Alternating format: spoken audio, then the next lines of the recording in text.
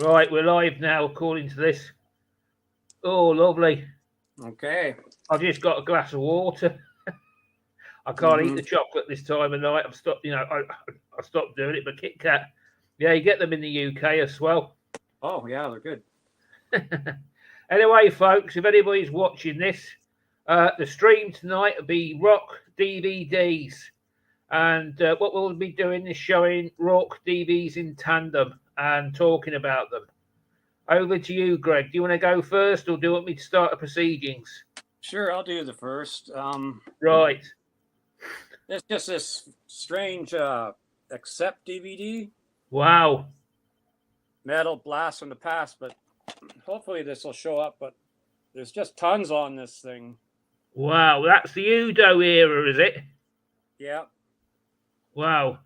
I don't know if it's an official release. Like the disc looks like that. Right. I can't remember where I bought it, but it's just got as much Accept as you want. I know lots of people like Accept more than me, but I'll just show a couple and then Okay, buddy. because we've got a lot to show. If you look at this, if you look at the center of the disc on that Accept disc, and you get a magnifying glass, and there should be a number in the actual CD. That's telling you if it's genuine or not. There is a little stamped number there. Yeah, that's genuine, mate. Oh, okay. Yeah, it's when I worked at the CD factory. It's that number is very hard to fake, apparently. But okay. It is genuine, yeah. Has it got your favourite song on that one you like? The Rocker, is it, or what he did? Burning or something? Yeah, Burning. That's what I was thinking of. Yeah, I can't remember. I haven't watched this for a while. So that's a killer Accept track, that is. Oh, it's a 10 out of 10. Yeah, easily. And I've seen Accept a couple of times when I've gone to festivals, and I thought, they're okay. Yeah. Like they're not a 10 out of 10 band for me. Everyone has different tastes. I mean, they weren't bad, and the crowd loved them, of course. But yeah, I think I got to see them play Burning. That's when I would have got super excited. That's Yeah, because it was strange with me, because when I started collecting metal, it'd been Iron Maiden, Number of the Beast, 81, 82, when I sort of started collecting. Accept was one of the first bands I sort of come across in the year. I've been a fan of them since about then. And, it was like the first overseas band I'd discovered. I've always bought every record they issue, except for the modern stuff, because I don't know, it's about 2 records ago when Udo had all the brass bands, and it was too political for my taste. The more I hear it, I loved it at first, but the more I hear it, the more I dislike it. But Scott Waters on No Life to Metal, he's held up the new one, and he said it's absolutely brilliant. And so I might be tempted to purchase it for myself this Christmas. But it's awesome, Udo. And I like the new singer as well. He's good, because I've sent you my favourite song, haven't I? Don't Drink the Kool-Aid. That's the new one. That's why I absolutely love that song. So they got someone good to replace him, but you can't beat a bit of Udo, can you? Yeah, there was about 4 or 8 years ago, that era of Accept. There was a couple of songs that I really loved because I bought a couple of their albums. Yeah. I wouldn't say I liked the whole album, but I mean those 3 or 4 songs were fantastic. I think I traded them away by now, but I can't remember what they are. But yeah, there's definitely good stuff. They're pretty consistent, that's for sure. They are, yeah. Because that guitarist, I'm trying to think of his name, Wolf somebody. He's very underrated. And when you look at great guitarists like Germans, especially Scorpions, them sort of bands, you hear about their guitarist and Michael Schenker's brother, Rudolf. Is it Rudolf Schenker?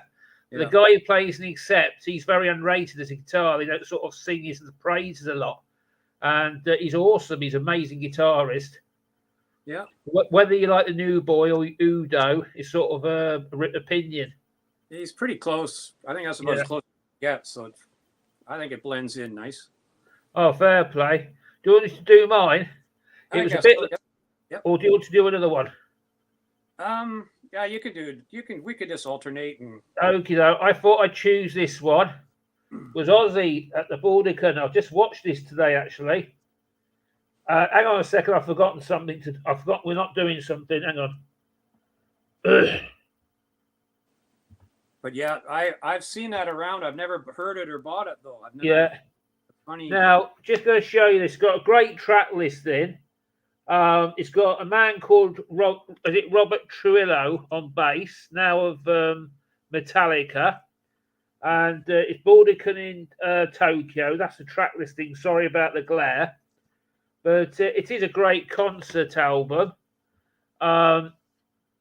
It's not his best, but it's just an Aussie solo album. I don't think there's any Sabbath songs on it. But it's got it's great CDs. But it's just a general great live show. Got all that Mr. Crowley on, but the reason why I love it, it's got my favourite song on to start it. That's why I bought it. I don't know, and that's yeah. Good. I was scared you're going to say "No More Tears" or something as your No. mother comes home and all that, because that's No, I love that song, and I don't want to change the world because Lemmy Kilminster, I don't even know, but Lemmy Kilminster out of Motorhead helped write that song, and that's why I love that one. But sorry, it's going off picture. But yeah, I really love this DVD.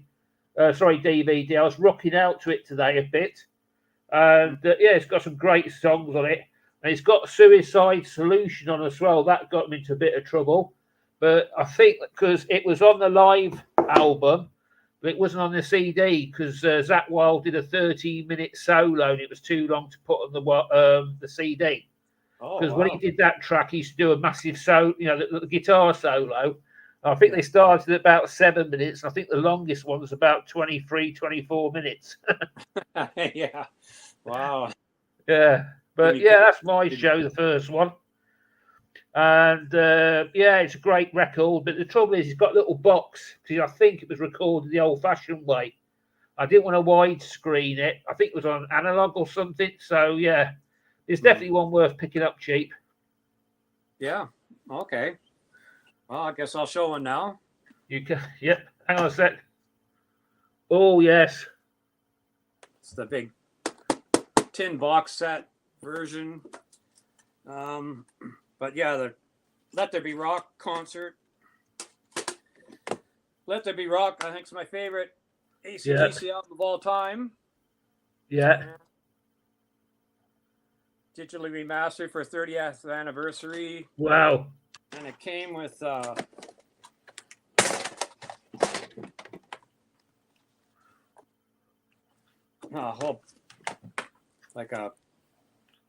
this is like a sticker, I guess. Wow. Booklet. Pretty big size booklet, actually. And well, that's my favourite lead singer, and his name's just escaped me as well. Oh, yeah, Bon Scott. Bon Scott. Yeah. Wow. I think Angus is top 5 lead guitarists of all time. I just think his solos are really melodic. And the way definitely, yeah. The way they wrote a lot of their songs, apparently, was they would learn them on piano. Right. So it would have a melody, like it wouldn't just be a thrashy thing going rah, rah, rah. So that was their theory behind that. I never knew that because I've got about 5 AC/DC DVDs in my collection, and they're all on the floor, funny enough. And you might see one later. So that's just not. I've got I pull one to show, but it's not as good as that because I think 2 or 3 of my CDs are in this Bon Scott era. It's well documented. I like Bon Scott. I thought to me he was it, and it was funny because I was in London when he died, and it was ever so sad. It was in 1980. When he died, he got a little column in the newspaper, and that was because I knew who he was like, and I remember reading it as a kid. And you got to remember, this was pre-internet. There's no internet or nothing, and it was just a little paper and said Bon Scott had died. And I sent you the book. I hope you read it. Oh yeah, it was really yeah. It goes into his death. That maybe it was an accident or not an accident. Yeah. That really went into depth about that. That was the main topic. Yeah. But to me, he was. Cause he apparently wrote all the songs as well. And he was like, I know he wrote all the lyrics to the songs that era. Mm-hmm. He wrote some great stuff, he did. Anyway, I'm just debating whether to do this one. I'll pull this one out. So I want a couple, just go wait till it gets warms up a bit before I show them. But this is my next one. I could not show this band. Hang on a minute, I forgot. I'm learning. Yeah, here we go. Anybody watching, this is we're really learning this stuff. So yeah, we got one viewer according to this eye. Nobody's commented yet, so say hello, folks. But yeah, next one is Twisted Sister live at Wacken in Germany. I have the CD of that. Yeah. Yeah, we can't beat a bit of the Twisted Sister. Dee Schneider is best, and it's the reunion tour. And it's a killer. I'll put it back. Yeah, I had to show that because that's my most prized possession. That is, I've got a signed Sister album. It's genuine as well, and Come Out and Play, I think, is one of their albums. I've shown it loads of times, but I absolutely love Twisted Sister. So I remember with these because I think I read a book about these. These were about a long time before they hit the big time, weren't they? And they weren't a sort of an overnight success. They really had to put in the work. And when they had all the big hits in the early 80s, Dee Schneider, bless him, used to scare my poor Nan to death. She had to run out of the room. She couldn't handle it. But I remember when all these songs, because it's sort of another band, is very important to me because it was like got me into the metal with Maiden that era. You know what I mean? But I absolutely love Twisted Sister. It's definitely in my top 5 favourite bands. Whoa, that's a huge statement. Yeah, it's, to me, they did so much. But as I was shocked, I read his book. I think it was his autobiography. I'm sure I've got it somewhere. But it was shocked me because he said he wasn't sort of he sort of didn't hit the fame track. He wasn't like an overnight star. He really had to graft at it. You know what I mean? They weren't sort of. Oh, I've got another fact I want to say as well. If you look on YouTube, you'll see him live at Reading, and you'll see a little wall. And I've actually stood in that field and I've leant against that wall. So if you go onto YouTube and watch them live at Reading, that's my hometown. And every time I look at the wall, I wonder what these sort. That's where the stage is, like where they performed when Reading was good. That must have been why you picked that to do that concert there, is because you've been there. So yeah, probably. But that's when Reading rocked. I mean, Reading in the 80s was the festival. Priest performed there. Everybody who's anyone performed there. Today, it's garbage. I mean, there's about 1 or 2 bands. £150 to get in is just not worth a ticket anymore. No. And if someone wants to take me to court, I'm not bothered. It's just, it's just. But in the old days, there were some of the best gigs you ever wanted to see there. You know what I mean? Mm-hmm. And remember, it's Twisted Sister. If you Google it on YouTube, you'll see it like you see a little wall with graffiti on, and you see Dee Snyder because I think he had a go at the crowd or something. You see, if you want to fight, come on. I'll meet you backstage. You know what Dee Snyder's like? Yeah, he said something controversial there, and he was challenging the crowd to a fight. If you look to the right, you can see this little wall covered in graffiti. It's still there after it's been there for must be 50 odd years. And I used to lean against that wall. Gee whiz, they should autograph that wall and they could sell it on eBay for a fortune. Yeah, probably could. Okay, I guess I'll show another one. Yeah, hang on a sec. That's the one up there. Oh, Blackfoot. That's funny you should show that one. Live in Kentucky. This is a later era. Yeah. I think 96 or something like that. Right. I haven't done any research here, but I think it was in the 90s or late 90s or later. Yeah. But Blackfoot, just for the song, Highway Song, and oh boy, because I'm on TV. Highway Song and Train. Those are 2 of the best songs in rock history. So, and wow, this is in a little theater, so the sound and everything, the video is perfect. And my Blackfoot story, though, when I was at Sweden Rawk, they were playing the exact time, same length as Riot with Mark Reale still alive on guitar, but not this Riot 5 or Riot Act, which are spin-offs, but the original Riot were playing at Sweden Rawk. And that was pretty well the main reason. I think it was the main reason I went there was for them. But I really wanted to see these guys. But my wife she saw Blackfoot. Right. But, yeah, that kind of makes me mad. I've never seen them. I've seen Skinner about 5-6 times, but never Blackfoot. Right. Do a bit of funny story. We must be psychic. because I went through all the CDs on my side a couple of days ago. You know, my CD player went kaput. I'm watching them on the telly now on the CD player there, and I love it because the noise comes straight at you. You know what I mean? Instead of coming to the side, I pulled a Blackfoot CD out to play. And that was on my playlist for this week. I wanted to listen to it, the April Wine. But I don't think they made much of a splash. I can't remember. I think it was a one-hit song they had. But I remember them vaguely in the 70s. Was it the 70s they came? Was it a 70s or 80s band? Around 80, 79, 80, later. Yeah, it rings a bell, and I'm sure they had one. They were like one-hit wonder deal over here, or they may have had a couple of songs. If anybody's watching this, hit us in the comments. But I don't think they were that big over here. I think they were, or one of these bands may have been big for a couple of months, and they sort of faded back into obscurity. But they didn't sort of make a bit. I may be wrong, but I'm sure they were sort of famous for one album over here, and that was it. Yeah, supposedly when they did their live album, they did it over there where you are. I'm in Canada, by the way. Headbanging Zulus in the UK, but right. Yeah, Blackfoot did a big splash when they did this live album, and then probably faded after that. But in Canada here, they're pretty unknown. If I put on satellite radio, which is more North American, then I'll hear a Blackfoot song on satellite radio, but not just the regular city FM channel. Not here, not where I am. Yeah, we wouldn't hear of Blackfoot, but I mean I've heard of them, and it's one of these bands that rings a bell. I definitely knew them when they were out. As I say, I don't think they sort of did something good, but maybe one good song that they were well known for. If I listen to the CD, I'll get back to you on it via the email. It'll probably hit me on, oh, that was the song. But I'm sure it was a couple of songs they were sort of famous for, and that was it. And they sort of disappeared. So, yeah.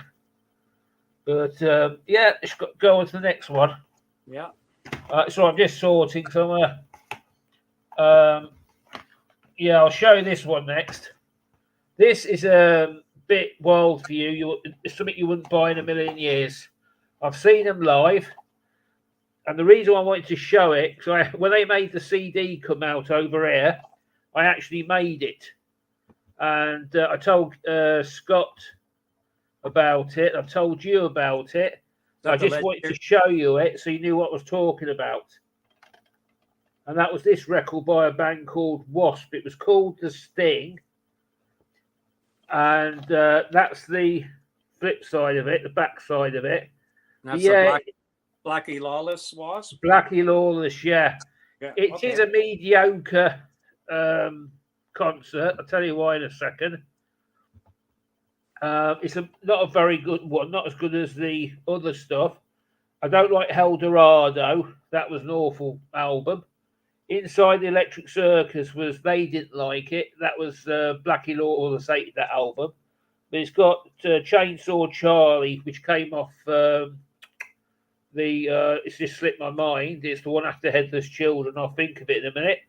And it's got some good songs on. It's got some bad songs on. But I'll give it about a 7 out of 10 or an 8 out of 10. But I just keep it. I play it. I knew about Wasp when they first come out over here, and I've been with them ever since. I like the stuff. Headless Children's one of my favourite albums all time, and yeah, I just sort of got this to show people. Yeah, so I actually worked on the CD when it was released in this country. We actually made it, and I thought. So I was saying, I want a copy because it was mega rare. They didn't make many. And I thought I wanted a copy. And the guy said, we can't give you one out of the factory because obviously me being in security, all this lot got to go back. They couldn't even give me one. And there's a store. I went down a record store. I think there was one or two left, and I managed to get one quick. But yeah, I just thought I'd show it anyway. I wanted to show it. It's called The Sting by Wasp, but I actually worked on that one. Yeah, never seen or heard of it. No, you wouldn't like it, mate. It wouldn't be your cup of tea. Oh, okay. It'll be a bit sort of... Okay, anyway, I'm really surprised. I must have given it away or something, but the Key Black Sabbath DVD, there's two of them actually. Right. Is Headless, or 1994 Cross Purposes Live Right. tour with Tony Martin. It's phenomenal. Like the sound, the video, everything's perfect. And you get all eras of Sabbath, like the Dio era, Ozzy era, Martin era. Right. It's a 10. I guess can't describe how great it is. And the other one is the 1978 Never Say Die tour DVD that's out, and that's Ozzy on the Never Say Die tours. And it's not this camera deal where it shoots from one person to the next to the next and next every 1 second. It goes like that. Yeah. I just can't stand that.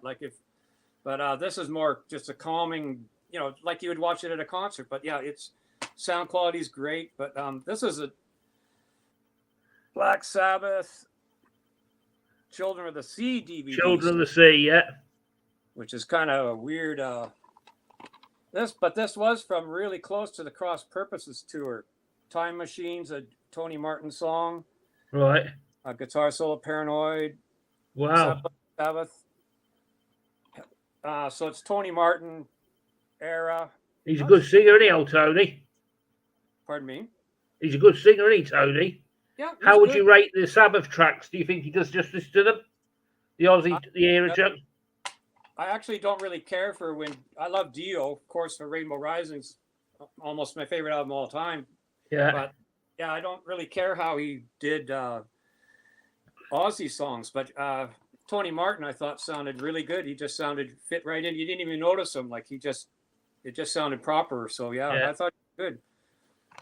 But so that's all the Sabbath DVDs I have. It makes me mad. But I watch them on YouTube a lot. And Don Kirshner's Rawk concert and Live at the California Jam is another one that's fantastic. It's on YouTube, but from '74 with outdoors in front of 200,000 people. So, but yeah, this is just a kind of a weird oddity one. This is from the Ukraine or Live in Brazil '94. That's what it is. Live in Brazil, like whatever. Okay, well that's that for that one anyway. So well, because I was watching Sabbath at the '74. They were at Jam, weren't they? The Sabbath were with Ozzy. And they had another band on called Black Oak, Arkansas. Yeah. And they actually supported Sabbath on the tour, didn't they? I sort of want, or they supported Sabbath on the tour. I can't remember. I think they did at some point, but for this show, I think this was just a one-off. They came from England and did the show and flew back. They were kind of on a break. Right. And then got asked, "You want to come on this festival?" So they kind of had to scramble and practice again, But they did great. It's the camp. Of course, that's ABC TV. That's the huge TV station in America. So the camera work and the quality is perfect. I remember watching the California Jam when I was little. That's where I really got into rock, was watching that because they'd have Black Sabbath. And one night, they'd have a couple of bands like on their hour show or 2-hour show or whatever. I can't remember, but it went on for a couple of weeks. They'd show there was Earth, Wind, and Fire, I think, and some other weird. But Deep Purple was there, and Emerson, Lake and Palmer, but Sabbath and Purple were the two I cared about. So did Richie have to pay for the damages then or something? I think the band did. Yeah, there was a lot of damage.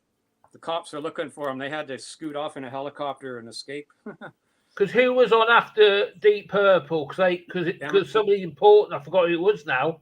Emerson. But they were due to be on it. Pardon? Emerson, Lake and Palmer. That's right. And they went nuts, didn't they? Because they couldn't do their gigs. All the stuff had been smashed or something. Was it their gear who got smashed or something? No, it might have been Purple's gear. I don't know. But it went on fire. The fire marshal was looking for Deep Purple. But the big fight was over having that show done. Well, I'll talk about that later because I've got that DVD. I'll talk about more of that. I thought you had. So that's, cause I sort of preempted you on that. That's why I've got no Deep Purple here tonight, because I knew you'd show that. I just knew it. So that's great. Another thing I wanted to add, when you say smashing up stuff, the Rolling Stones were famous for that in the 60s. And the best laugh was when a theatre got smashed, they had to pay for all the damage. And that's why I asked you, did Purple have to pay? You know what I mean? Oh. Yeah, because that's where it all came from. If anything got broke, like the seating or anything like that, the Stones got the bill. Oh. So, I mean, Blackmore, that must be a few $1,000s worth of damage he caused, was it, to amplifiers? Yeah, probably tens of thousands because it all went on fire and drops through amps. Well, I'll talk more later about it. I thought he would. I'll go in with a Sabbath. This is one I didn't know I had actually until today. And it was weird because I watched this one the other day. I was talking to you about it. I think you guess what it is. It's it's Paranoid. And it's talking about the second album. You get all the interviews from the band. And I saw that on TV. It was on the Sky program or something. Wow. That would never go on TV here, but it should, but it doesn't. Yeah. They were telling you, Iommi was playing the riffs out the songs. They were telling you what the songs meant. It was actually coming from the band itself. Ozzy was talking, and it was the second album, wasn't it, Paranoid? And I didn't know I had that until today. So I thought I'd better stick that one in one of mine. Oh, yeah. Yeah, that's a good one. And, well, lo and behold, look what's next on my list. But this is a weird Russian version. This isn't the version. I should have brought the T-shirt down. I even have a T-shirt. But it's Deep Purple live at the California Jam, but it's Leipzig something. I don't know. That's Germany, Leipzig. Pardon me? I think Leipzig's in Germany, if the geography's right. Oh, is it? Also, maybe it's a German thing. I always kind of thought it was Russian. I don't know. I know a Leipzig in German. Yeah, Germany. Okay, well, maybe it's German. It looks like it's German. I bought this at Sweden Rock because it was just cheap. Burned. The version on Smoke on the Water is the best version of Smoke on the Water they ever did. Although Made in Japan is really close, but wow, just some good pictures. And there, you wonder why Richie Blackmore's band was named Rainbow. Well, there's a rainbow right in the background of California Jam. So wow, yeah. The side, and David Coverdale, of course, on vocals. And wow. Yeah, this is to me. If I could only have one concert to watch on a desert island, this is the one easily. Just because of Blackmore on Space Truck, and you can see it on YouTube, but you can see him dragging speakers, giant monitors off the stage, and smashed guitar, fired it right into the crowd. I don't know. I'm glad. I hope. Can I take it we're talking about that concert now? Yeah. The '74 California Jam. Yeah. Yeah, I'll take it. Because. I was going to say, because Glenn Hughes, he was in that as well. He looked a bit worse for wear, did he? He was famous for that one, wasn't he? He was okay on this, but yeah, within 1,000 days, he was a wreck because he got really. He was on that California Jam, and Coverdale was on vocals, and Glenn Hughes, he was sniffing, and I thought, man, you've got a serious problem, mate. You know, you could tell he was doing like, you know. But he did a great job. And Coverdale, that's his first trip to North America. And Coverdale, that's right.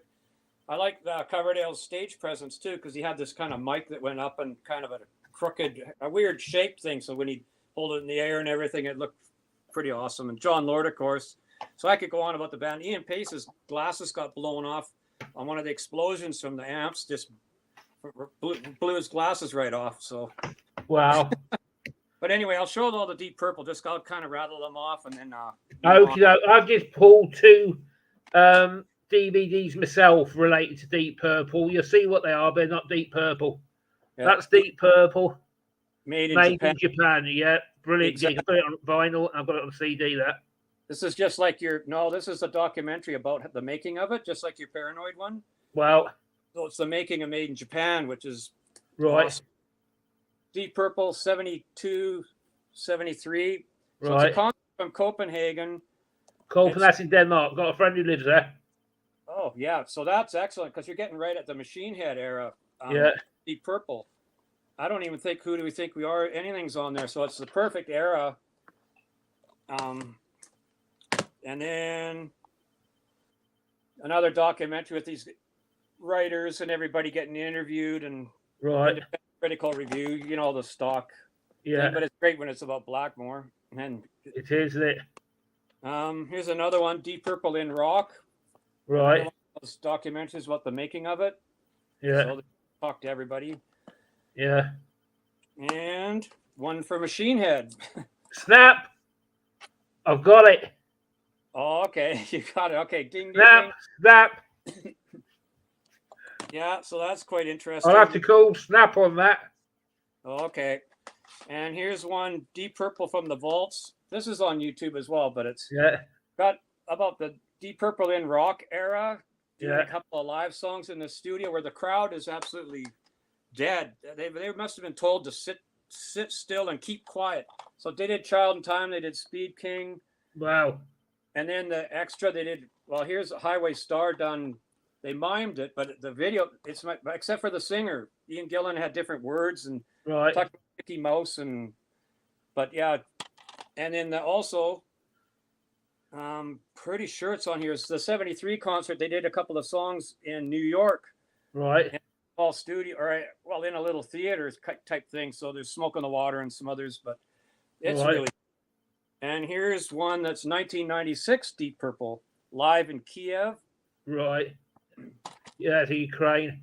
And I think I'm sure it's not Steve Morris because I haven't watched this one for a while, but I'm not a Steve Morris guy. Who would have been on keyboard in '96? Airy or still Lord? It says Blackmore, Gillan, Glover, Lord, and Pace. They're all still Lord. there. So this is still this might be right near the tail end of when they broke up. So Yeah. But that's all my purple stuff. Yeah. Well, I'll show you my purple related stuff now. I think you can guess what they are. So I knew this. I thought I preempted you. I thought, yeah, if he doesn't show Deep Purple tonight, I thought if Greg doesn't show his Deep Purple, I'm going to go over there with a wet kipper. I'm going to slap him round the face. I knew Deep Purple was coming.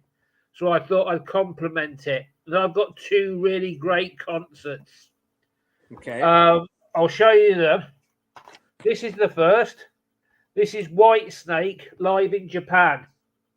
Oh, live in Japan. Yeah.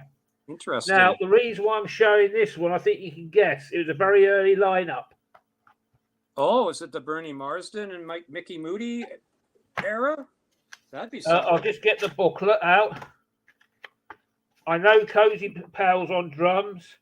It was John Sykes on guitar. I've met him. He's a local boy to me. Neil Murray was on bass guitar. Cozy Powell was on drums and Richard Bailey on keyboards. I hope you can see that, folks. Yeah. And he also got that track listed as well. I think it was very early Whitesnake. Well, yeah, it was, wasn't it? Not the earliest, but it's not the earliest, but it was early. Yeah. That were 2023, so it's 25 or 30 years, 35 years ago. Yeah. But yeah, I thought I'd show this one. Yeah. With White Knight in Russia. Hang on a sec, mate. I'll just put you up. Sorry. Yeah. And who's on this one? Danny Carmossi, Coverdale. Hang on a sec. Yeah. Read the lot two guitarists out, mate. Pardon me? Was the two guitarists? Yeah. Age is so small print. Warren DeMartini and just one guitar. No, and Adrian Vandenberg. Oh wow. Hiya, Aaron. We've got you, mate. Yeah, I know that lineup. You've got something quite rare there because you can't get. I don't think they ever made a CD. That's why I asked for the two guitar players. Oh, I know it was a strange lineup. I mean, that was when they did Donington, if I remember rightly, with that lineup. But yeah, that was a funny lineup. And the drummer is Danny Carmossi, who I just sent you that video of Sammy Hagar live way back in the day, and he played with Montrose too, and Hart. So yeah, it's quite an odd lineup. But wow. Anyway, yeah, hello, Metal Theologian. Wow, that's a legendary. He's on the same level as the legendary King Scott Waters. He certainly is. Yeah, I watch his channel all the time. Man, he's probably wondering what this idiot's doing on the YouTube. But yeah, this is the sort of the bargain basement channel. We're not ashamed of it. If you're going to carry your poverty and your low points, carry them with pride. That's our motto. Yeah, and there's a band Goddo in Canada my favorite album cover or album title is "If It's Lonely at the Top, Who Cares? It's Lonely at the Bottom Too." So I thought that was my motto. Yeah. All right, Aaron. Yeah. I mean, if you want to laugh, mate, in life, and don't take things serious, come on to this stream, mate, every Saturday at 10 o'clock. And 10 your time, maybe not his. Well, I don't my time. I don't know what time it is where you are. Yeah, we got no shame, mate. We're too poor to have shame. Only the Yeah. rich folks have shame in life. We've passed that stage. You've got to be rich to afford shame in this life. Right, Yeah. so whose turn is it? I kind of DOA. I snuck in that thing. Actually, they mentioned DOA on that really funny interview that I sent you about Johnny Rotten with the Right, Ramones, one of the Ramones and all that. They mentioned name drop DOA as one of the big right, influences for Duff McKagan of Guns N' right. Roses. DOA was a huge influence.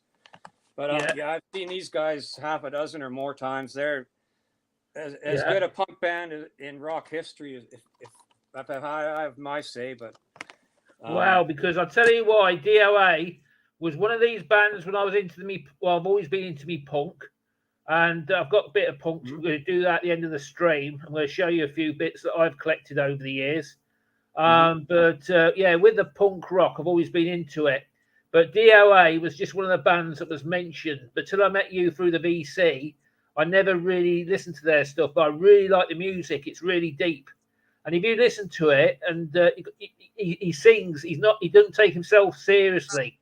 I find it very funny, and his lyrics are amazing. Some of the best you hear on the DOA albums. They just don't take it serious. They're just a typical fantastic punk band. Do you know what I mean? yeah, one of the songs is I sleep in a car. So I mean, they're just Yeah, ground level for the people. And oddly yeah, enough, I don't know if you know this, but the main guy, Joey Keithley, but he has a nickname that's a swear word. But if you're in punk, I guess that's okay. But he's in Burnaby. It's a suburb of Vancouver. He's a city councillor. So it's an absolute the most punk guy ever in Canada, but he made it to politics because he's always been very political. He wants, right. that he doesn't like the violent police, and you go on and on unemployment, and so he got in there. So I guess it was a voice for the little guy.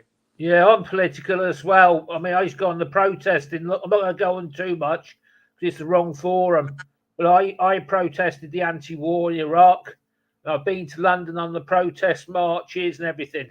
I've been to Houses of Parliament over 40 times. But I say this is not the forum for that side. I would go into politics. Yeah, But I'm pretty political as well. And I used to be, not so much now.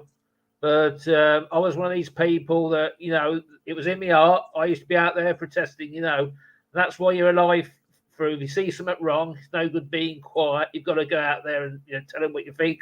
Otherwise, they just steamroll you. But anyway, enough of the politics. Yeah. I'll grab this record while you're pulling your DVD. Yes, please. And can we go back to that White Snake you shown, please? Yeah. The reason why I'm going to talk about it, because that's quite a rare lineup. I'm sure it's that lineup that I've shown that one.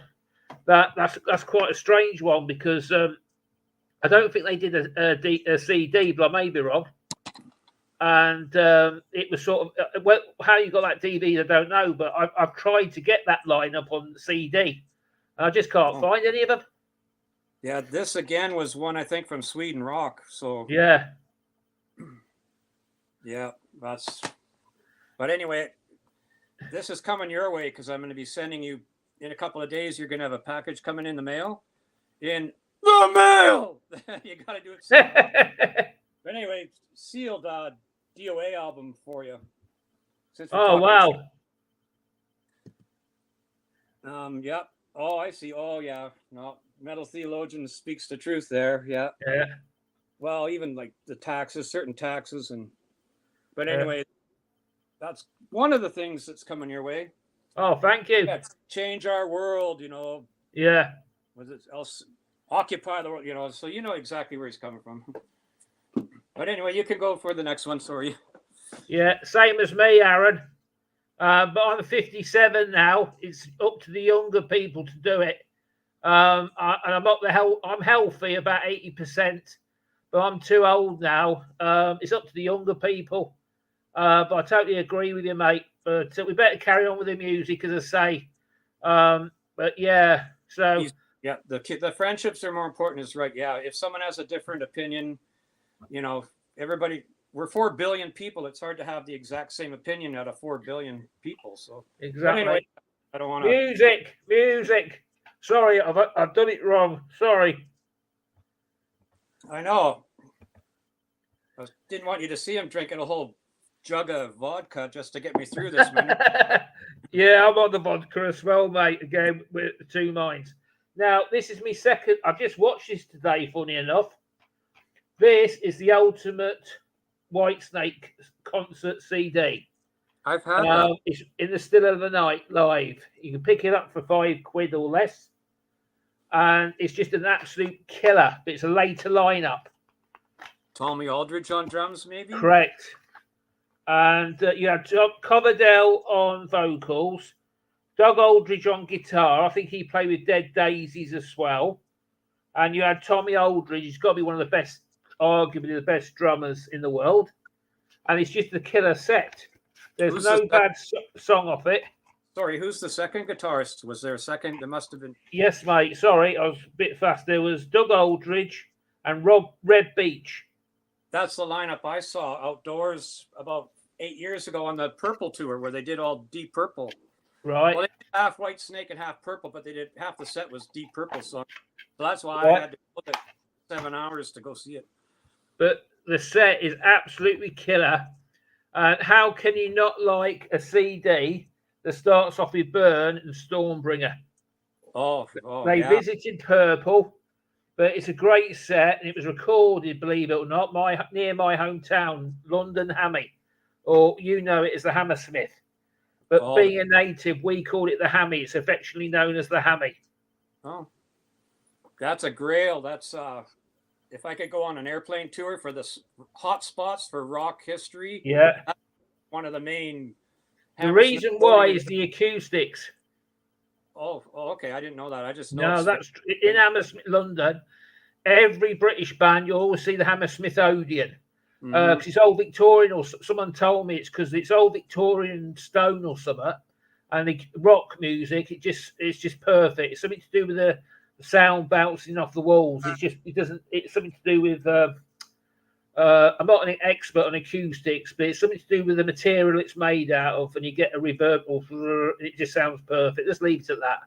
But yeah, this one is just I listen to this a lot, and it's a Still of a Night by Whitesnake. It's got they sort of start off as the Deep Purple era, sort of off the 2 albums he did with Purple. Then he goes into Whitesnake. And the other one, I like Soldiers of Fortune as well. That's a track I like that some people don't like. But I like Coverdale's era with Whitesnake, and I like the 2 albums they did. And I've got them in my collection, but I like Soldiers of Fortune. But yeah, this is just a killer record. And any rocker out there, you want to add it to your collection? I have a question for Metal Theologian if he's still watching. Yeah. If he's on a desert island, what would be his desert island disc? Yeah, I'll be interested to hear that. Because he might pick Led Zeppelin, or he might pick who knows, But, yeah. Stay with us, Aaron, because I've got something to show you as well. It's new wave of British heavy metal coming up. So I could not introduce some of that into the forum after Greg. Okay, I'll just quickly show this one, and then I'll go on to the main event, because this one's kind of more an unknown band, but Face to Face. Hang on a sec, sir. That's it. Off you go.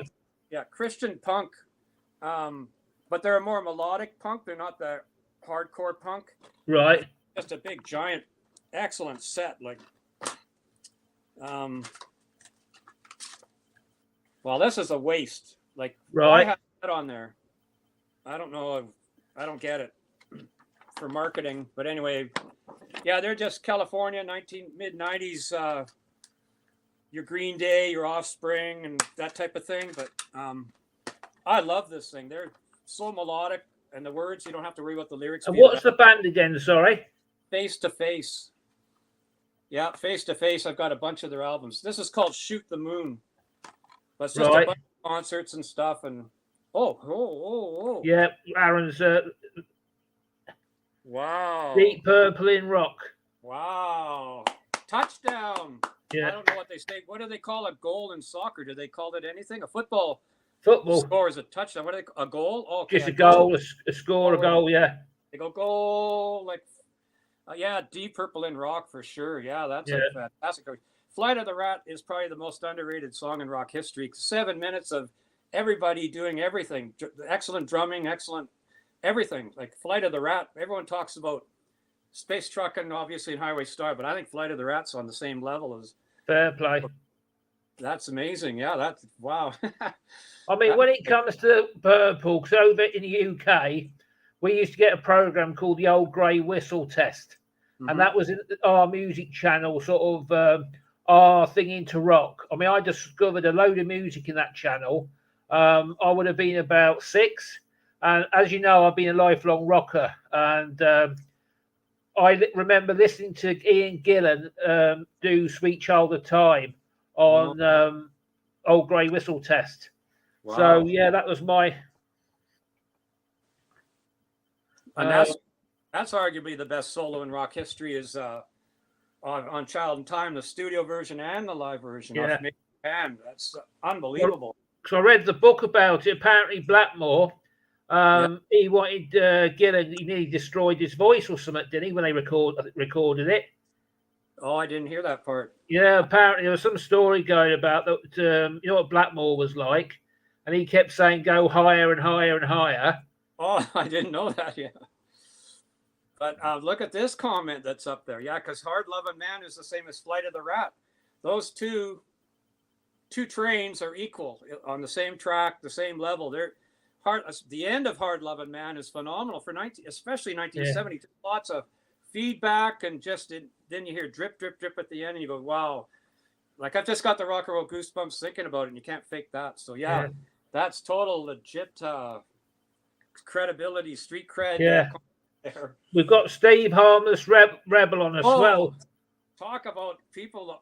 These are the people that are on legendary King Scott Yeah. Waters level. Listen, lads, if you want to come on with us, you're both invited. Yeah, you're both invited as guests. You Just can got come. to make sure you ain't got to have a large brain cells. We don't take it too serious. And yeah, you're both invited. We'd love to hear from you.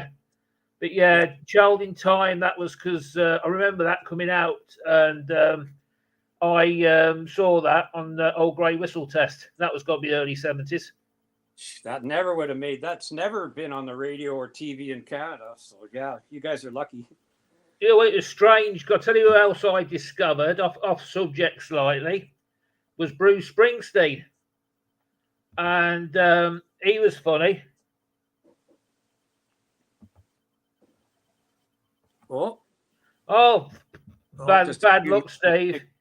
But yeah, you're Scott Waters and Harmless Rebel were the two Yeah. guys that even get Yeah, involved. just contact me via Facebook, Steve Lamming, or YouTube. We'll sort it out. If you two lads want to come on with us, please do. And Scott was on us last night, so we had to test it. We had a problem with the last one. For some reason, we couldn't hear Greg. We've had a bit of teething problems, but we're up and running now. So, as I say, we don't take things serious on this channel. We just have a good laugh. We don't talk about politics, so it gets me wound up. We just have a great time, and that we talk music. And as long as you're not into thrash, death, all that sort of stuff, we just do rock, metal, 70s, 80s. But there's loads of other channels out there doing the thrash and all that other stuff. We're not into that. Well, I mean, I like thrash. We're not into that in this one. We're just talking rock, basically metal. But yeah.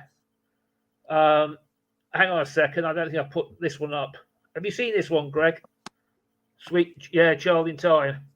Yeah, top 3 or 4. Yeah, it is. Well, it is. Yeah, The studio version or made in Japan version. It's just unbelievable. That's love that hearing people say that. that's awesome, isn't it? Okay, well, I'll move on to the next band here just because we'll show some stuff. That's so amazing. Those guys are tuning in though. Foghat, the Millennium Tour. Right. This guy here, Lonesome Dave Preverett, he passed away not long after that, but which Wow. is really sad. But yeah, Foghat, I've seen a few times live. I've had to travel 1,000-mile round trips to see them, but they're worth it. They are, aren't they?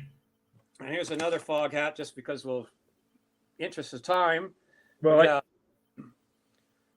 2000. So there's the lineup here. This might be with a different singer. Yeah. Brian Bassett, he used to play with Molly Hatchet. I got to talk to him at a Wow. Fog Hat at an outdoor festival because I was press, so I got to go backstage kind of thing and talk for about 5 minutes. He liked the Pittsburgh Steelers of the NFL. Right. But yeah, Fog Hat live is it. You know, you can hear your Slow Ride every time. That's still a good song, but live is where they really smoke. Right. I would feel really embarrassed, I've got to say, about Fog Hat, because I never discovered them until you told me about them and you sent me that CD. And I was amazed how good they were.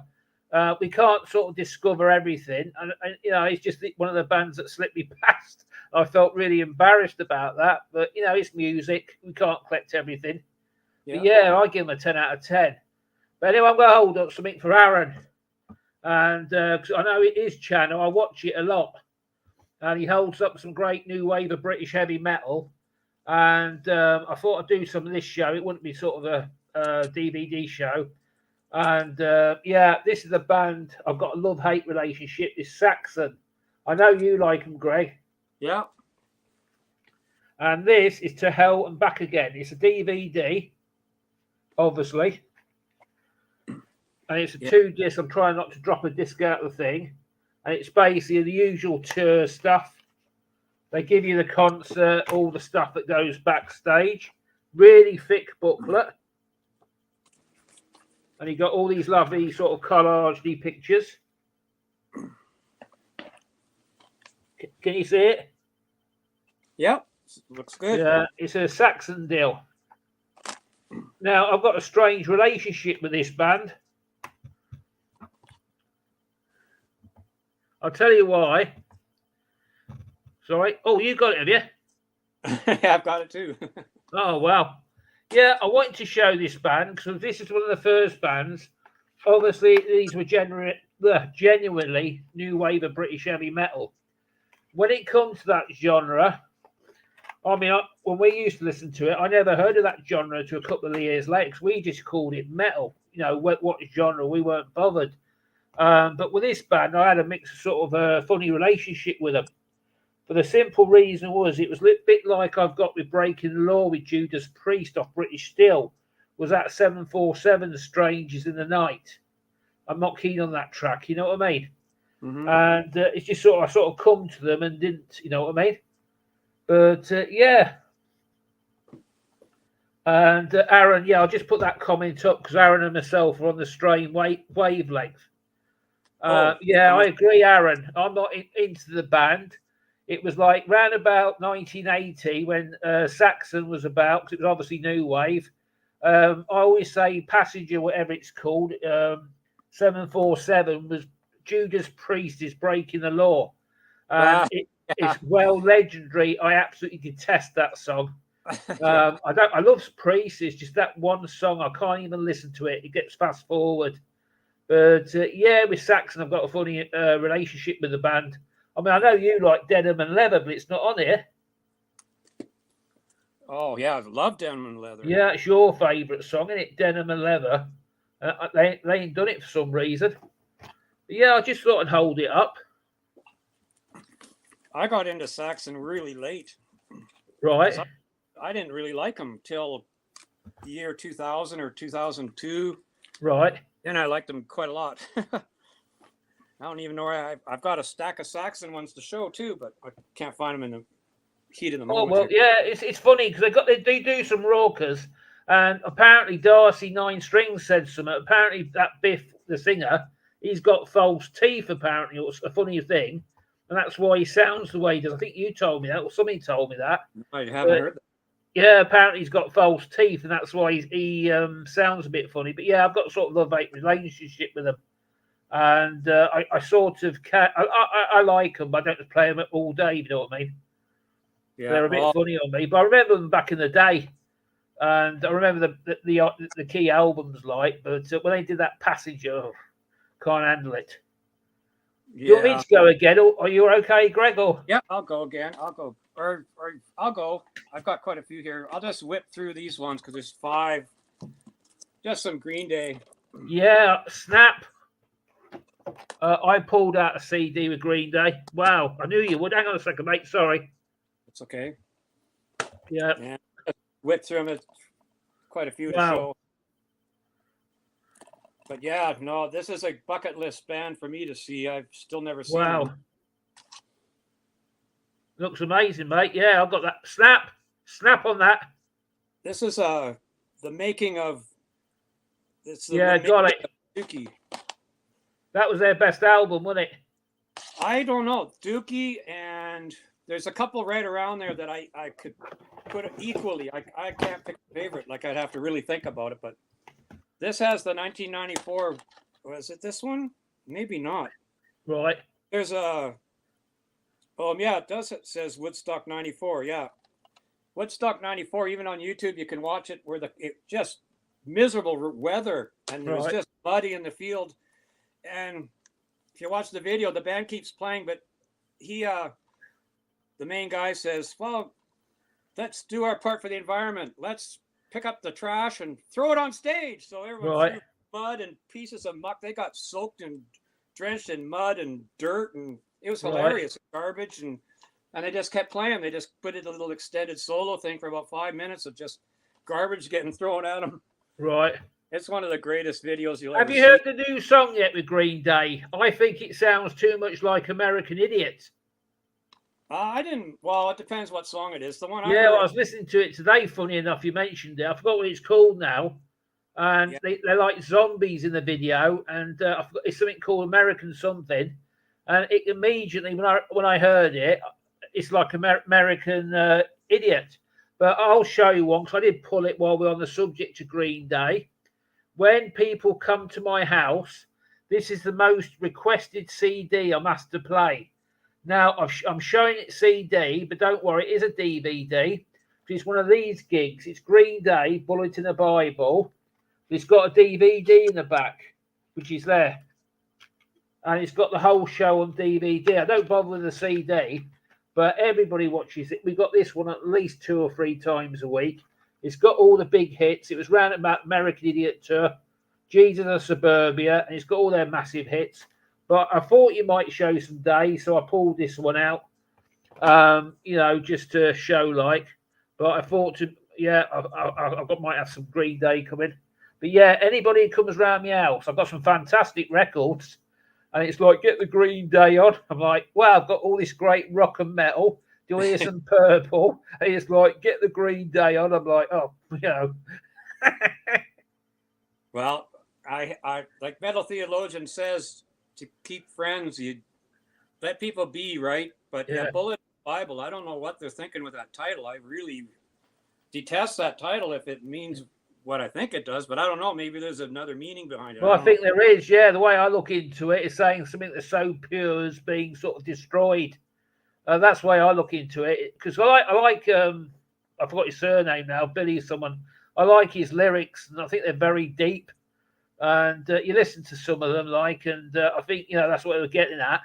But when I listened to the new song today, it's called American Something. And I thought, this is the American Idiot. They've done another American Idiot Mark II or something. But that's what the track reminded me of. In Canada, I show the next one, because I think you've shown about 6 or 7. Or do you want to show the next one? Yeah, I get carried away. Yeah, go ahead. The reason why I'm showing this is local. Or it was local. Now, NEC, you may have heard, is another great concert venue in the UK. The first band ever to play there was Queen, funny enough. This is sealed, because I keep it sealed, so I've got 2 copies of this. This is the Iron Maiden show on the 27th of November 1988. And this was the Seventh Son tour. Oh, Seventh Son. Yeah.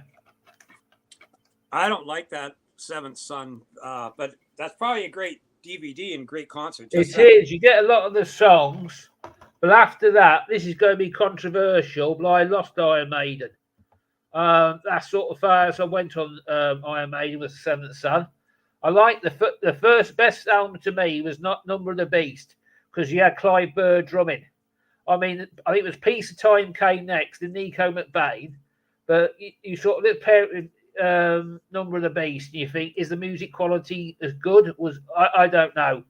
But the reason why I like this album, because as I say, it was done locally, and it was Seventh Son, and it's a really good gig. And it's sort of when Maiden went stratospheric. I mean, they were big before they started doing the stadium gigs. Yeah, hang on, Steve, I'll put you up, mate. Oh, You've never seen that DVD, yeah? But it was sort of the big album for Maiden. But as I say, when they, because I actually saw them live, and it was the year Dickinson left. And it was the worst. I'm going to say it. It was the worst gig I've ever been to. It was the last gig they did. I was at the NEC, and Dickinson was in a hell of a mood. You could tell. I mean, the only redeeming feature about it is he did the Trooper, but you could tell he was sort of tense. You know what I mean? And there was stuff about it in the paper the next day about it as well. And my mate's seen him 14 or 15 times. He's an Iron Maiden fanatic, like. But unfortunately for me, after the Seventh Son album, I lost them. Like Scott says, the stuff now is too long, and it's too. I mean, Iron Maiden have always been political, but I don't like the message it's going over now. You know what I mean? And that's why I haven't bought the new Senjutsu album or anything like that. But what your feelings on Maiden, Greg? oh, I want to read this. Hang on, mate. Hang on. Sorry, Aaron. Oh, I'm only apprentice, mate. Only apprentice. They lost me too. Probably before Seventh Son. Yeah. But there are Brave New World, I think it is. There's a 10 out of 10, and so there's the odd song. But yeah, I thought they were getting too long. So yeah, if I dug into the later stuff, I'm sure I'd be pleasantly surprised. Like, oh darn, this is actually good. But some of it's just too long-winded for me. And yeah. Well, Scott said that on one of his videos. I agree with him. He said it's too long. It's just that it's one of these stuff now. I like that. But my favourite's got to be Number of the Beast. I've read that they basically, when they recorded that, when Dickinson joined, they wrote all the music up to that album. They were all hit. They were all written, and basically that's why you get big musical interludes on their album. Because obviously they want to put all their eggs in one basket. They wanted to spread all the good stuff over the albums. But basically, after Seventh Son, I like Seventh Son, but I thought I'm not going to, carry on buying the albums. And I'm just trying to think of the title when Dickinson's when he came back into the fold with Maiden.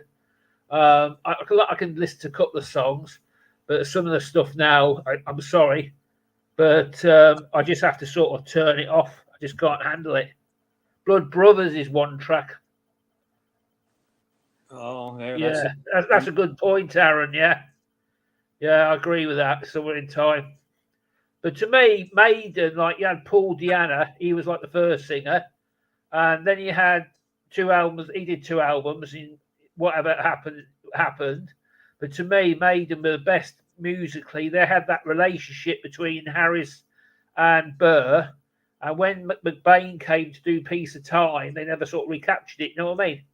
And I prefer that album musically. Number of the Beast is classic. It's to me, but musically, it's phenomenal. But I mean, I carried on like Piece of Time was decent, and the first 3 or 4.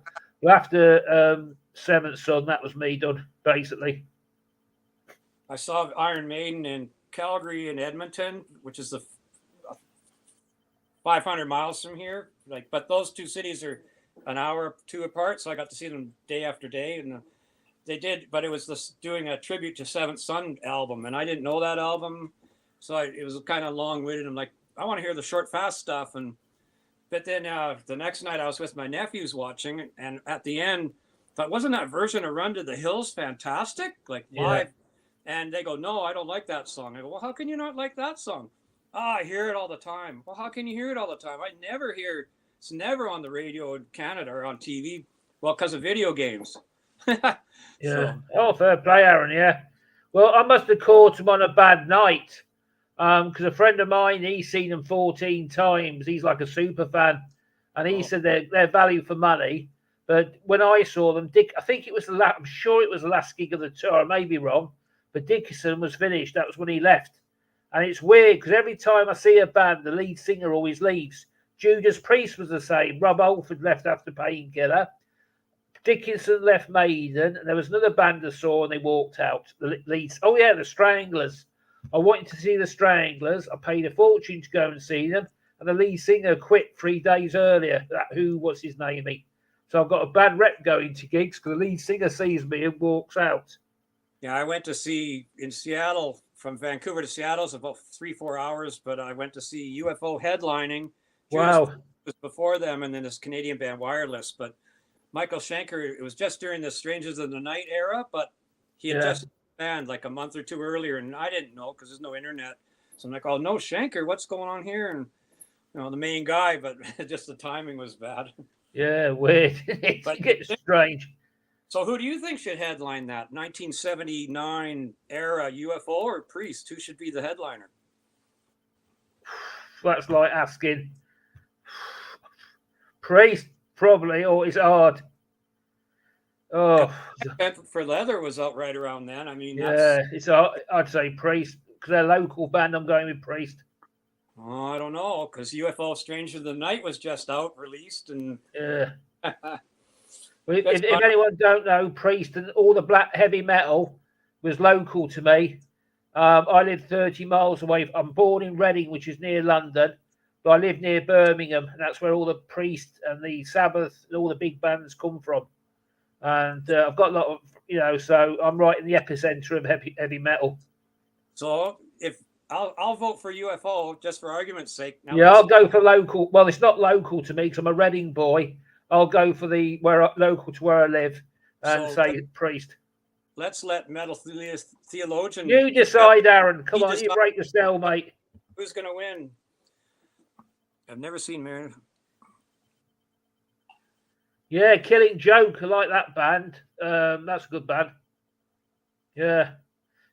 I tell you, because I had a funny one, Aaron. You'll like this one.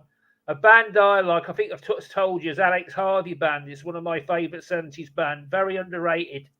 And apparently they toured the USA and they bombed. And the only state they made, was it Cleveland, Ohio? Ohio. I'm sure you've got a connection with that. And they broke Cleveland, but they failed everywhere else. But I think they broke Cleveland. I thought that was very funny. You know what I mean?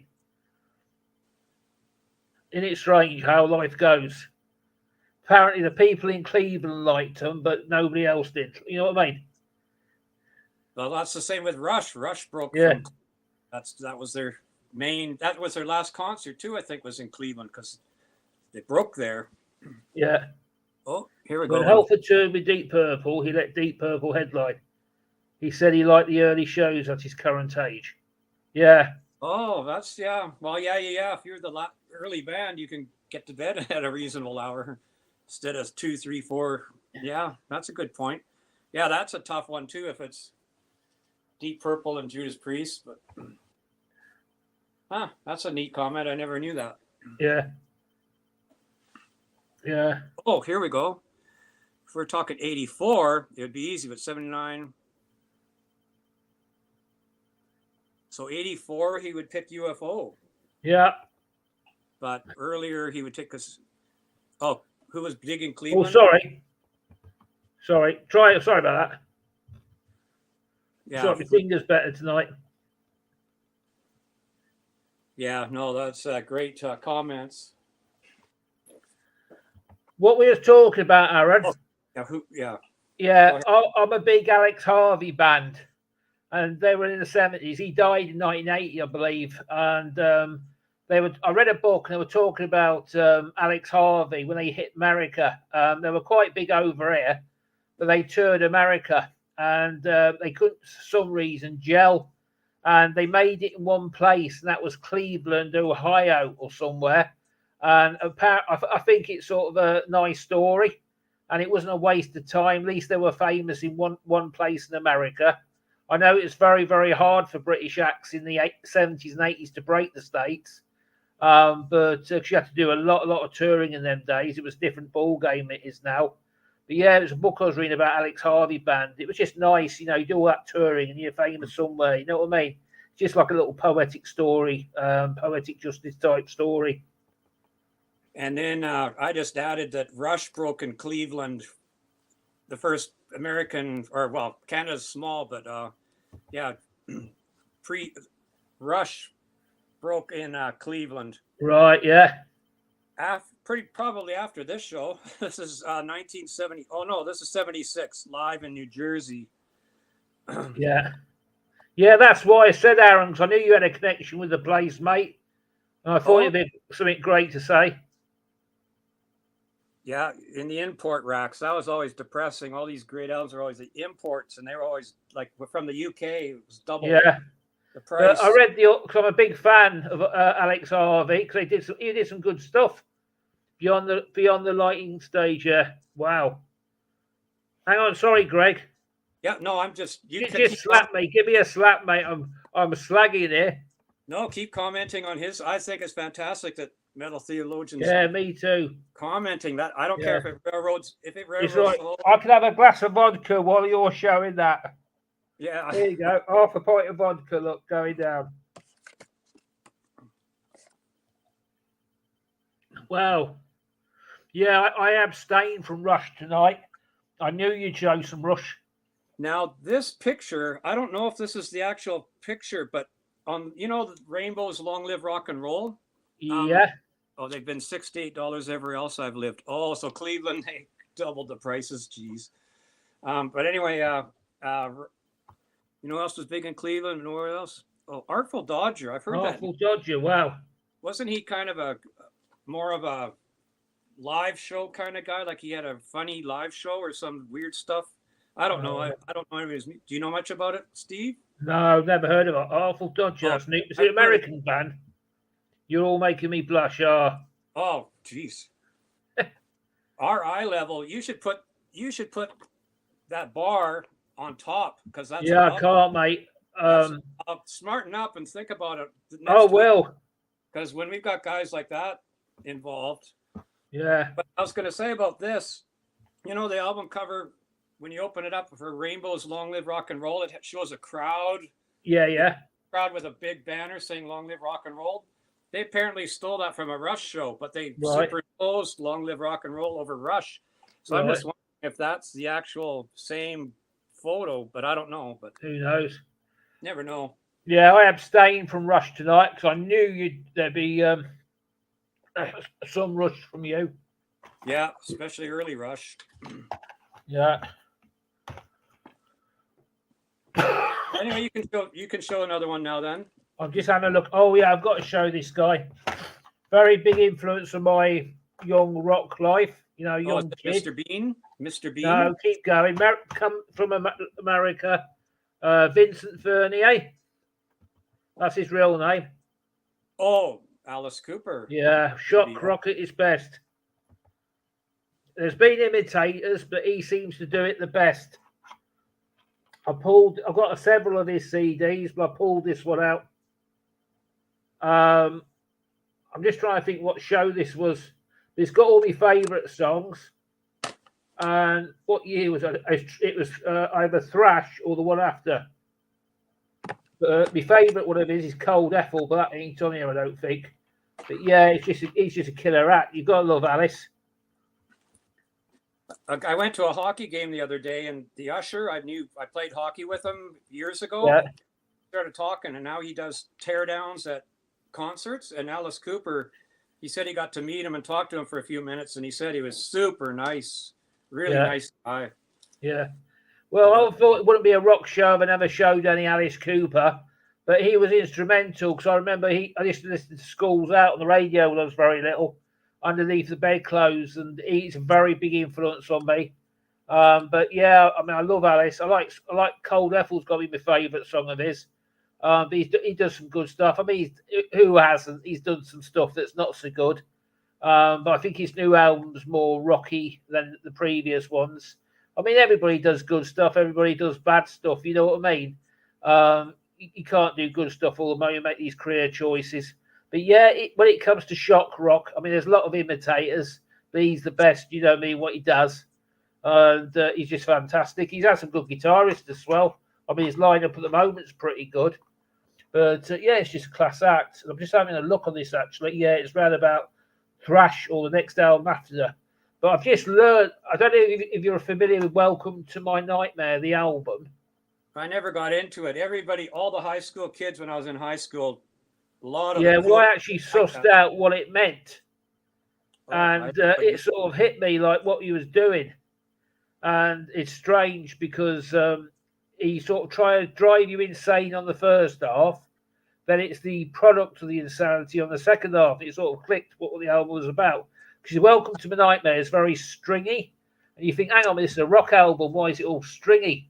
And I think he was showing his insanity. But the second album side to that is got to be one of the best B-sides ever on a record to me, or got to be a contender for one of them. When he sort of sings Steve and that sort of that voice, it's just so atmospheric. It's so awesome. I love listening to that record. Yeah, it was a huge hit over here, that's for sure. Yeah, it was over here, mate. Yeah. But I never knew the meaning to it. That was my first. Oh, well, it was about 76, wasn't it, Aaron? It came about that era. Like that, but I've been listening to the album for years, but I finally meant what it means. Because what he was trying to do with Welcome to My Nightmare was actually drive you insane with all the orchestral bits and pieces with the violins and stuff. Then when you get into the second half, that's your insanity. You know what I mean? When you're in the straitjacket, and when you sort of listen to it and look at it like that, it's just got to be one of the best albums ever. You know what I mean? And I tell people like they think, flipping, I didn't think of that. You know what I mean? But I always wondered why Welcome to My Nightmare was like an instrumentals and it was all screechy and stuff like that. It's always sort of, but when he does Stephen and all that sort of stuff. Yeah, awesome. Okay, should I show another one then? If you want to, mate. Okay. Can I ask a question? Are we allowed to show documentaries? Sure. Good. You show one then. Okay, we've talked Maiden, so I'll just whip through these. Have you read that, Greg? Oh, I was listening to it one time with a girl I was dating, and during Stephen. Oh, no. Oh, no. That's embarrassing. You can't make that stuff up. Holy cow. Yeah. Yeah. Oh, yeah. No, I don't know if I want to comment any further. That's your department. Yeah. You're the bachelor. You're the young. Yeah. You're. Well, I'm no good with women. That's why I'm still single, 57 years. But anyway, this is a cool early years Iron Maiden. Right. And sorry, Greg, you have to slap me round the face. Oh, sorry. Snap. I've got that one. Okay, there we go. Oh, you got it. Okay, yeah. No, I've got Rock in Rio, the one you showed. Oh, Rock in Rio, yeah. Yeah. So you've got that. And then don't disbelieve you, Aaron. I've got Snap on that one. Got it. Okay, yeah, you can't make up stories like that. Yeah, I was going to show that one, but I thought I'd go for this one because it was local to me, and that was sort of more conversation. If you know what I mean. Okay, so this is the one Headpins. Well, not a pro shot deal, but and it's not the original guitarist, but this guy does a fantastic. Like Brian Too Loud McLeod was the original guitarist, but that guy does a perfect job. But, wow. Grand Forks, and I went to. They had a festival. I got to see Gene Simmons' band there, and White Snake. That was the Purple tour. Was at Grand Forks, BC. Wow. It's a 10-hour drive or something, but the Headpins just some kind of a homemade deal, but at least there's some live Headpins, because I've asked her before, why don't you guys have a live album out? Because I want to hear a live version of the song People, which I've always thought for years and years and years, if I could send one song to people overseas where you are, it would be that song, out of any Canadian band, because the song People, especially when you see them do it live too, because they do this guitarist bend down at the same time, like there's some stage presence involved too, but yeah, it's just a 8-minute long guitar solo song like Working Man but yeah, no, that's a really rare. I couldn't believe I saw this. I can't remember where I bought it, but all right. Okay. How many DVDs you got there to show, Greg? Lots. I'm halfway. Yeah, you're all right for another half an hour. I can, sure. Yeah, carry on. I can go through. Right. So, do you want me to show? I said, are we allowed to do documentaries? I mean, yeah. Sure, I have to show this. I thought I was surprised actually you haven't shown this band. This is the story of the famous band. I think they're out of New York. It's the Ramones. Oh yeah. And I love this band. Well, You can't have punk without a bit of Ramones. I'm gonna spoil it. I'm gonna go get something while you talk for a second. Yeah. Are they better Yeah. than Are they better than the Sex Pistols? Now you're asking me. I mean, that's a hard one because Sex Pistols was a one album deal and done.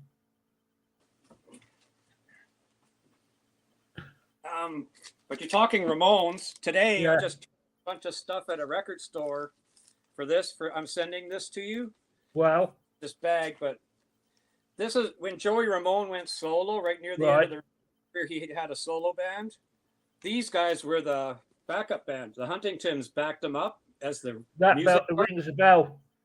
So they're Christian punk, and they sound just deadly. Like they're really, really good. Right. And I was shocked when I saw this in the record store. But I got a bunch of their DVDs, and there's nothing much else to this. But yeah, you're gonna get some Huntingtons. They're just like the Ramones. Like just Joey's voice is so unique. They don't have a Joey voice. But yeah, I think you'll really like this if you like the Ramones. So yeah. But go back to your original question, because it's very hard with the Pistols because they were like one album and it was done. And with it, I mean, I wouldn't like to say who was the best because I get the fight all the time who invented punk. And it was the Sex Pistols. No, it wasn't. I mean, Johnny and the Thunders, you can go back to the sort of late 60s, early 70s. Then you had in England, I know what it was like in Canada, you had bands like Johnny and the Thunders.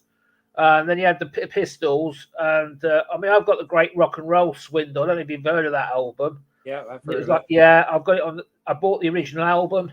It's in the collection. I've got it on a CD. There's quite a rude song off of that, and everybody likes.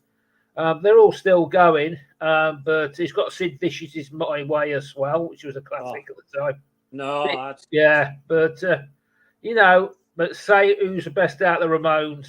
I can't do that. I really can't.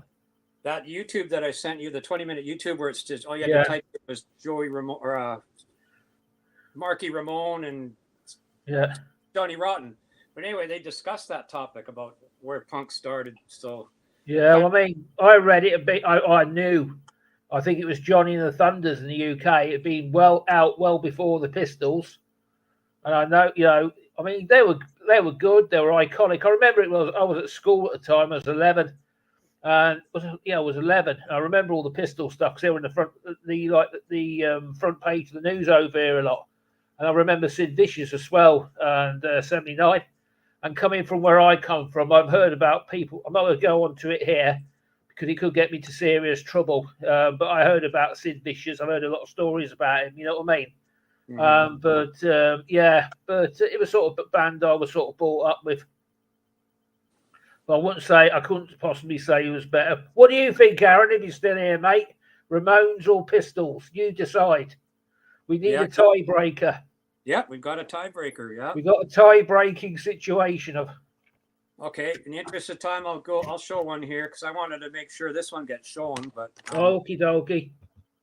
It's that Rainbow Live Between the Eyes concert. Right. This is a different cover that I've seen. I don't know what the deal is with this one, but it's the Joe Lynn Turner era. Ramones wins. Oh. Yeah. Well. I guess the better argument would be what's better, the first Ramones album or the... Aaron, I'll tell you, mate, but I don't want to restart the American War of Independence, mate. So, yeah. So we'll leave it at that. But I would personally agree, but I like the Pistols as well. Stay on, mate. We've got some Pistols action coming up later. And, okay. And anyway, this Straight Between the Eyes is phenomenal. Good. The camera work. Blackmore's in a great mood. Like he's not moody. He's happy. He's arm in the air. He's on his knees. He's smashing the guitar. It's just Blackmore. The sound quality is perfect because Blackmore's louder. Oh, I take Rocket from the Tombs. Oh, I haven't heard of them. Yeah. Have you heard of that band before? No. What does that mean? That was Aaron. Sorry, mate. Yeah, that must be a band we haven't heard of. That's a good. If they like them both, I think it's reference to my comment. I don't know. Oh, yeah. Okay. Anyway, Yeah, that must be. Oh, It's late here, Aaron.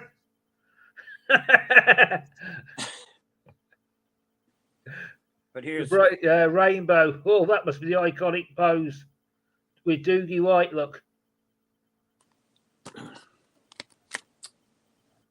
and it's just a rock review, just talking about Rainbow. Right. Yeah, I was going to do that. I've got 3, You've got and the they're sort of dated. But I thought I knew you'd show Rainbow, so I didn't bother. Now, this is a band I'm surprised nobody's shown tonight. We've spoken about them. I kept it as a sort of reserve item, but you've got to show it. Hang on a sec, I've hit the wrong number again. Oh, they're from Cleveland. Hang on, I'll put that comment up. Because they're a local band. Oh, okay. Judas Priest. I've got loads of the CDs of this. Oh, And yeah. I kept it reserved. That's why I was looking, because I knew you'd probably show a Priest album. But it's at the Backen Festival in 15. Usual Priest numbers. The best Priest DVD is Live Vengeance 82, the 1982 Screaming for Vengeance tour concert DVD. It's in my top 5 of all time, but I don't have it here. I thought you might have Unleashed from the East up the album by now. Wow. Yeah. All right. But anyway, and then this is a cool book. Music Wow. and Review. Look at that. That's a great picture. Very photogenic band. I mean, I wish I looked like Glenn Tipton, or KK. Yeah. But yeah, it's a huge book. Really hardcover, Yeah. Yeah. How did you get on with Rob Alford's book? What I think I sent you. You said I sent it you. I think you read it and sent it to Scott. I can't handle it. Oh, I didn't mind it. Yeah. It's not my favorite. I think I like KK's better because it was more about all the stuff in the studio and. But it was very, very angry, wasn't it? Yeah, but it was interesting. It wasn't boring or anything. I didn't mind it. But I found you could hear the resentment in it and the anger. But I keep meaning to give Rob Halford. I mean, I'm going to brag. My book by Rob Halford signed, and I got it for cheap on eBay. It was very cheap, and it was just one of these things. I hit it on eBay, and he said it's signed. Have it. I said okay. I'm not going to refuse it. But I got through to about the 3rd chapter, and it talks about his early life when he was just starting the band. There was a couple of things happened. It was just too, even for a rock autobiography. I'm sorry, I can't handle this. You know what I mean? Yeah. And I pull it down, and I found it sort of too truthful. You know what I mean? I don't want to read that sort of stuff. You guess what I'm talking about. But in case any kids, I mean, it's 11 o'clock here. It's what? It's nearly 11:30 here, so I don't want to go into details. Kids should be in bed. If any kids are watching, I don't want to go into details, but it's just too truthful, so I had to pull it down, but I'll probably pick it up again. Yeah, I like books that talk about the band when they're at their height kind of thing, or just getting going. I usually skip my grandfather worked in the factory and my aunt did this, and kind of skip through the early stuff. But anyway, did you have another one to show? It's sort of like a wild card. And it's none of these bands I think you like. I don't know if you like it. I've got a couple actually. I probably won't bother. But I thought I'd show a bit of Poison. Oh, now, okay. I don't know what your opinion of them was. I just have a neutral opinion because I do like a couple of their songs, but I've never taken the time to really study them. Like I've got a double. Because it was on the radio, and it was like some of the stuff was, sort of great. It was on the radio a lot, but I just thought I'd hold it up to be different. So when I was going through them, I thought Greg will hold that up. I won't bother. Because I've got a load of Rainbow, load of Purple. I saw the 74 Purple. Greg will have that up. So that's why I picked these next 2. But Poison was okay. I mean, I saw it. I think CC DeVille's rejoined the band now. He's back with them or something because he left. And they're not bad. I mean, I can sit down and listen to them. Well, they had a huge concert at the 60,000 seat football stadium with Poison, Joan Jett, and Motley Crue, and who was the other one? Someone else. But anyway, everybody I've talked to 3 or 4 people that went. They thought the only band they didn't like was Motley Crue because the singer's voice was shot, but they thought Poison was great. Oh, Def Leppard was the other one. Right. Okay, some of this live might be a chapter. Yeah. Yeah. I don't want to go in, Rod. I know I'm coming. You know where I'm coming from. Yeah. Getting hot in here. Yeah. In case any kids are watching this, but yeah. Yeah, but, it's sort of too heavy for me. Yeah. Anyway, Scorpions. Yeah. Yeah, this is a neat deal. Good day, Rod. Yeah, hello, Rocket Rod. Oh, Yeah. Good day. Wow, I don't get to ever say that. Good day. I've never said that before, although we did. That sounds like Australia. Yeah, Rod's in Australia. The Grey Cup game, which is the football championship in Canada. I watched. They always have Grey Cup parties at people's houses, and I was at a guy's house. But he had these 2 girls that were going to the university here. Yeah. Both right. One's from New Zealand. One was from Australia, and they watched the whole game with the guys. And I'm like, I'd want them to read the phone book because I love the accent. To me, it was, oh, look at this 30 minus. Yeah, that's a dangerous statement to make at the moment because Greg's under the snow, and here it's terrible. It's awful weather. 35. Wow. Yeah. We don't know what 35 is. No, I know mine is 35, but wow, that's amazing. Yeah. Anyway, this is a fantastic album. This has kind of a reunion thing in 2005 or 6 or whatever it was. Right. During the time, Uli Roth, Michael Schenker, and Herman Rarebell joined the band, like for a couple of songs type thing, the original. Right. Stuff. So, and the sound quality, every version is fantastic. Like, oh, that's great. Totally recommend it if you're going to get a Scorpions DVD. Oh, The Wonders of Earth. Yeah, that's right. What's that one called again? Live at Wacken Open Air. Wow. 2006. Yeah, that's a Earth. Yeah.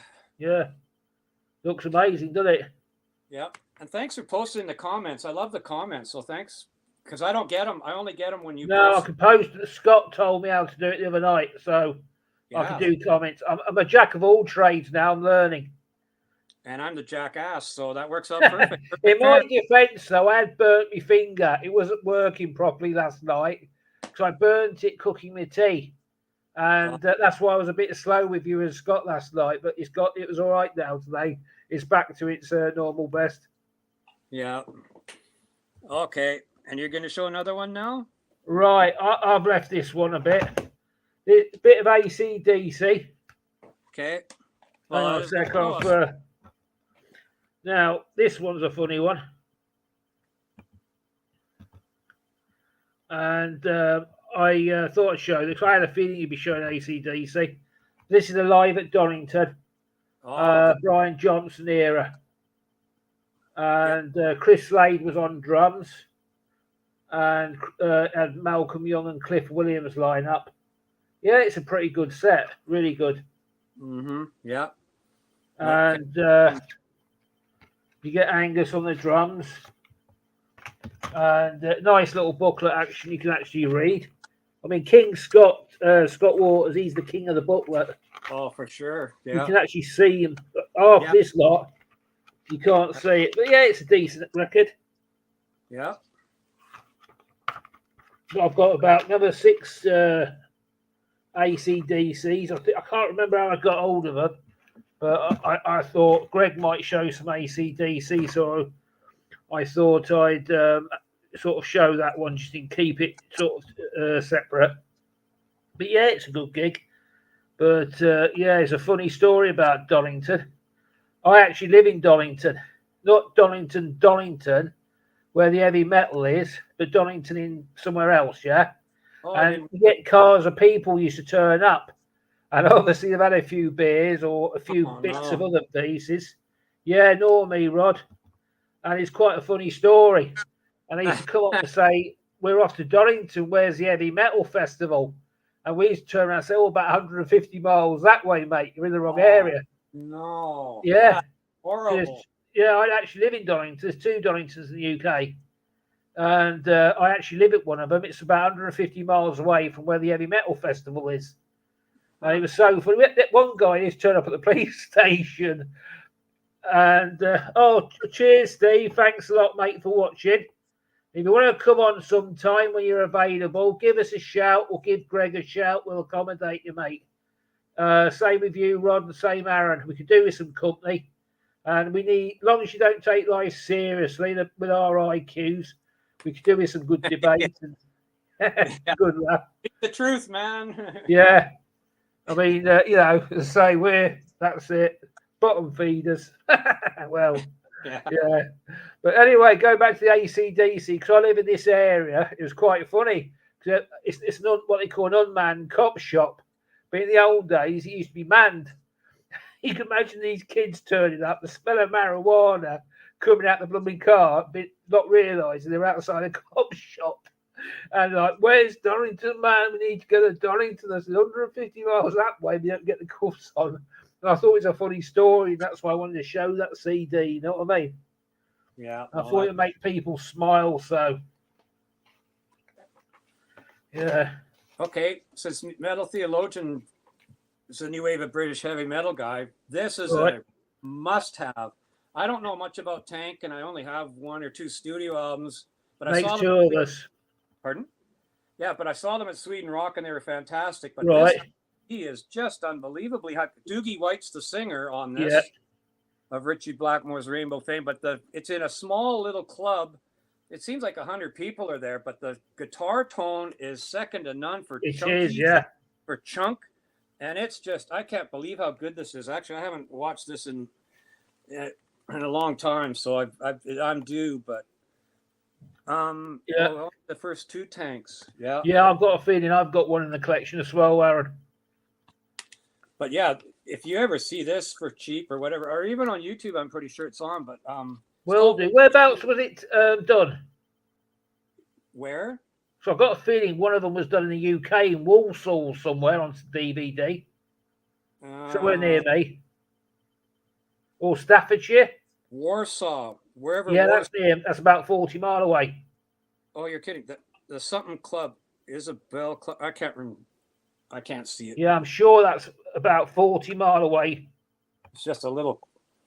But yeah, no, you won't believe how good this is. You'll just get blown. It's just so chunky and. Yeah, I've heard it on the tube. Oh, Tank was Doogie's sensational. Oh, you know that. He knows about them, yeah. And when I saw him at Sweden Rock, Doogie had just joined the band, but I didn't know any of the guys in the band, so I didn't. But I knew Doogie White. But this guy, I only saw one. Like, there's 35,000 people there, but one guy had a Tank shirt on, and after the show, I saw him and I said, "Oh, what'd you think of the show?" Because I thought, well, this guy will really know Tank if they were good or bad. To me, I liked him, but I'm new. And he goes, I didn't really like it that much. Well, how come? I thought it was great. Well, the singer was forgetting some of the words, which you can't help fault the guy when he's just joined the band and, last minute maybe.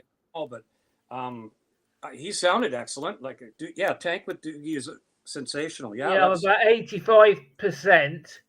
That one you've held out is local to me at Walsall. I may be wrong, but I'm about 80% sure of it. Do you want me to try and find the name of the venue? No, not necessary, but I'm pretty sure it was. Oh, Tank. Yeah, David Redman. Yeah, I just don't have very much Tank. It's not common here. Nobody knows Tank, like, unless you're really in the know. So I'm just missing out. They're not common like AC/DC or whatever. So. Yeah, that's true. They did. I think they got another lead singer, didn't they? Because did the first lead singer last a certain amount or something? And they got somebody else. I think there's a story there as well, wasn't there? Someone correct me if I'm wrong. Well, I just know Doogie White joined him. I don't know how long the first guy was with him, but I don't know. But I think that they changed singers. I may be wrong. What do I know? Anyway, folks, I was going to show us DVD, but I'm not. This is like my bonus pile now. Have you got a bonus pile, Greg? I can show you them one at a time, but I want you to see my little collection. And I tend to watch these over Christmas, and I thought, this will be right up Greg's street. So I want you to show you these. And I was going to should we do them one at a time, or do we do them as a lot? How long Have we you? How been- many left have you got to show? I've still got about 20, but I can whip through them because some of them are four of Yeah, one. you do that. You show us some of your stuff, Okay, and I'll finish off with my stuff. you're gonna hate this, but sorry to say. Oh, don't show me them. Karaoke, mate. Can't stand them. No, Okay. don't like status quo. I'll tell you why afterwards. Well, you're wrong, but that's okay. I got Yeah, to see. never been my cup of tea, mate. They Yeah. do have crummy songs too. Their early stuff, and they're good. But I just like the real heavy boogie. Their double live album is the key. That's the key I one. mean, Caroline, that's not a bad track, Yeah. but I've never liked them. Oh, Thor, yeah. Yeah, I've heard of that band. They used to bend iron bars on stage or something. He still does. Well, I don't know about today, but when I saw him at Sweden Rock, he was the most fun to watch out of 100 bands or whatever, because he was doing that bending steel and. I mean, he's got to be in his 70s now. Is he fit enough to bend iron bars now, or what? I mean, yeah, his he's age. still a huge guy. He's still a big guy. Yeah. And then Little Thin Lizzy. Oh, Thin Lizzy, yeah. Wow. A little later era than the Live and Dangerous. But Yeah, we remember that one, Greg, because that was big. They were big in the UK. And Phil Lynott, obviously, he departed, but he was married to Leslie Crowther's daughter. Oh, ZZ Top. Yeah. Yeah, it can't beat them. Yeah, live. Yeah, real good chunky sound. Yeah. And then this one's really good. Yeah. That's how much I like this one. Wow. Yeah, look amazing. Two different shows, one 1980 and one 2005. So wow. I'll just whip through these now, I guess. Yes, please. Kiss. Yeah, I was going to show a Kiss, but I thought you might have one up. Yeah, and just the backs like that. But yeah, just think, mate, they've done more reunions. Flipping it. How many reunion shows have they done now? Probably as many as the Stones, maybe. Yeah, I mean, they sort of packed up in the late 80s, didn't they? And they said, oh, what was it? This is our comeback or something. They've been doing it since the late 80s. But yeah, Kiss and Anthology. I was going to show a Kiss, but I thought, no, this is one sure Greg will hold up. This is the ultimate to me. This has the really early stuff, like the really heavy, not this Lick It Up and all that stuff, but Dreamers Never Die Deluxe. Wow. Dreamers Not yet, no, Rod. I haven't. No. That'll be going on the list probably if it's Dio. Compilation, it must be. I don't know. What's on it does it have like Rainbow Rising stuff or live stuff or I don't know what here. Yeah, I haven't got there yet. Here, I'll do this while that's a local band to me as well. Wolverhampton, just down the road, Slade. Yeah. Noddy's been in the news over here a lot at the moment. Oh, yeah.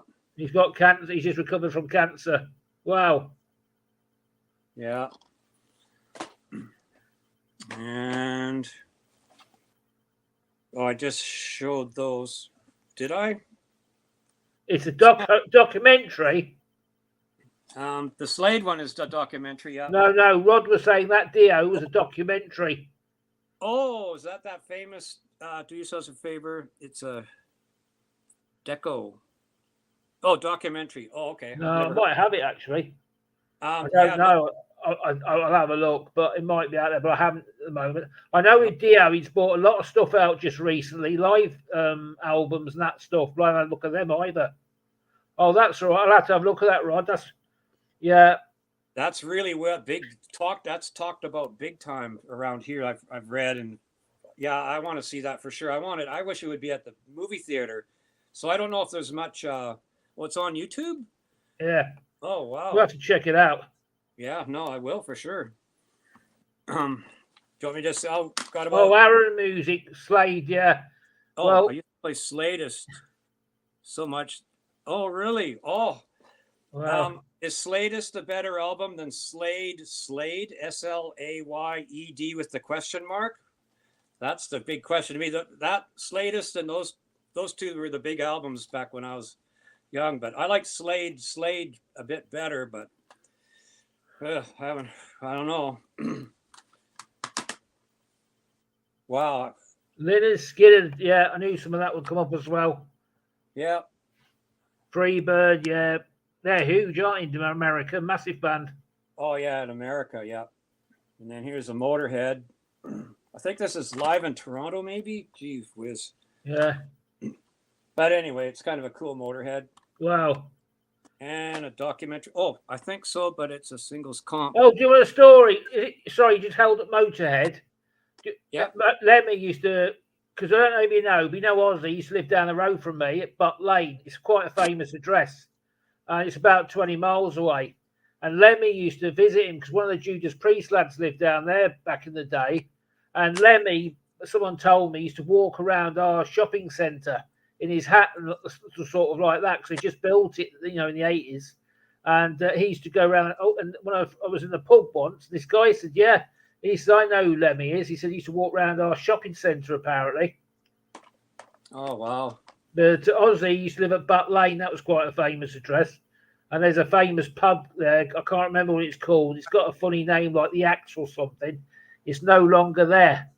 But I've had a drink there, and I think Ozzy had moved. But there was this lane, B-U-T-T Lane. That's where Ozzy used to live, just down the bottom there. Yeah. Way cooler than me. Yeah, Motorhead, yeah. I was having a discussion with Motorhead. Yeah.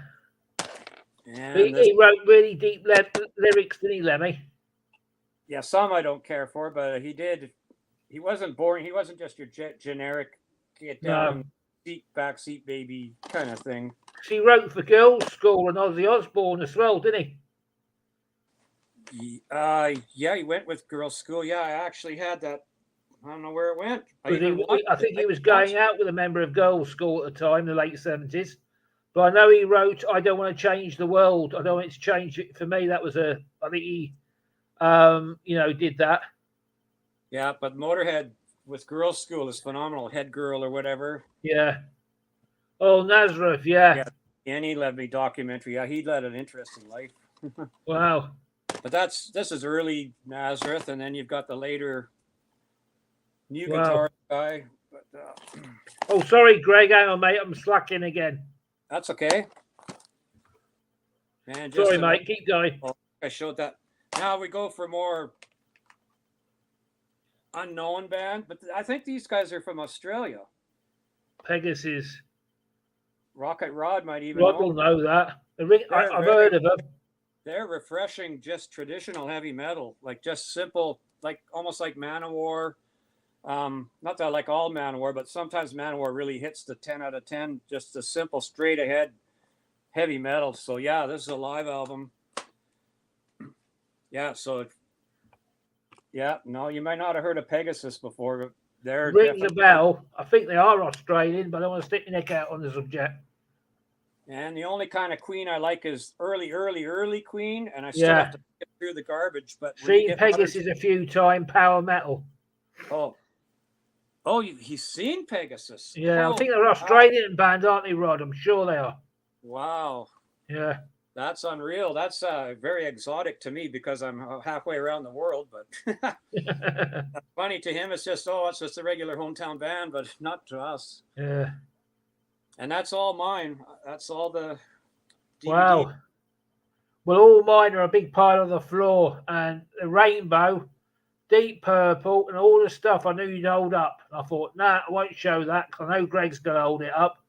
The pile is about another 25 odd, and I've got all the other stuff I'm not going to show. It's not relevant to this channel, but I just thought, would Greg show this? That's what I based my show on tonight. Yeah. Oh, sorry, I've done it again. Oh, Mr. PG. Yeah. What band was he in then? Yeah, I don't know.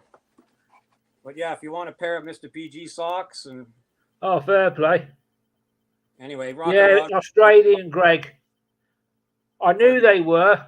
It's sort of band I've heard of, but I've never I might have got a record of theirs, you never know, in my collection. Yeah.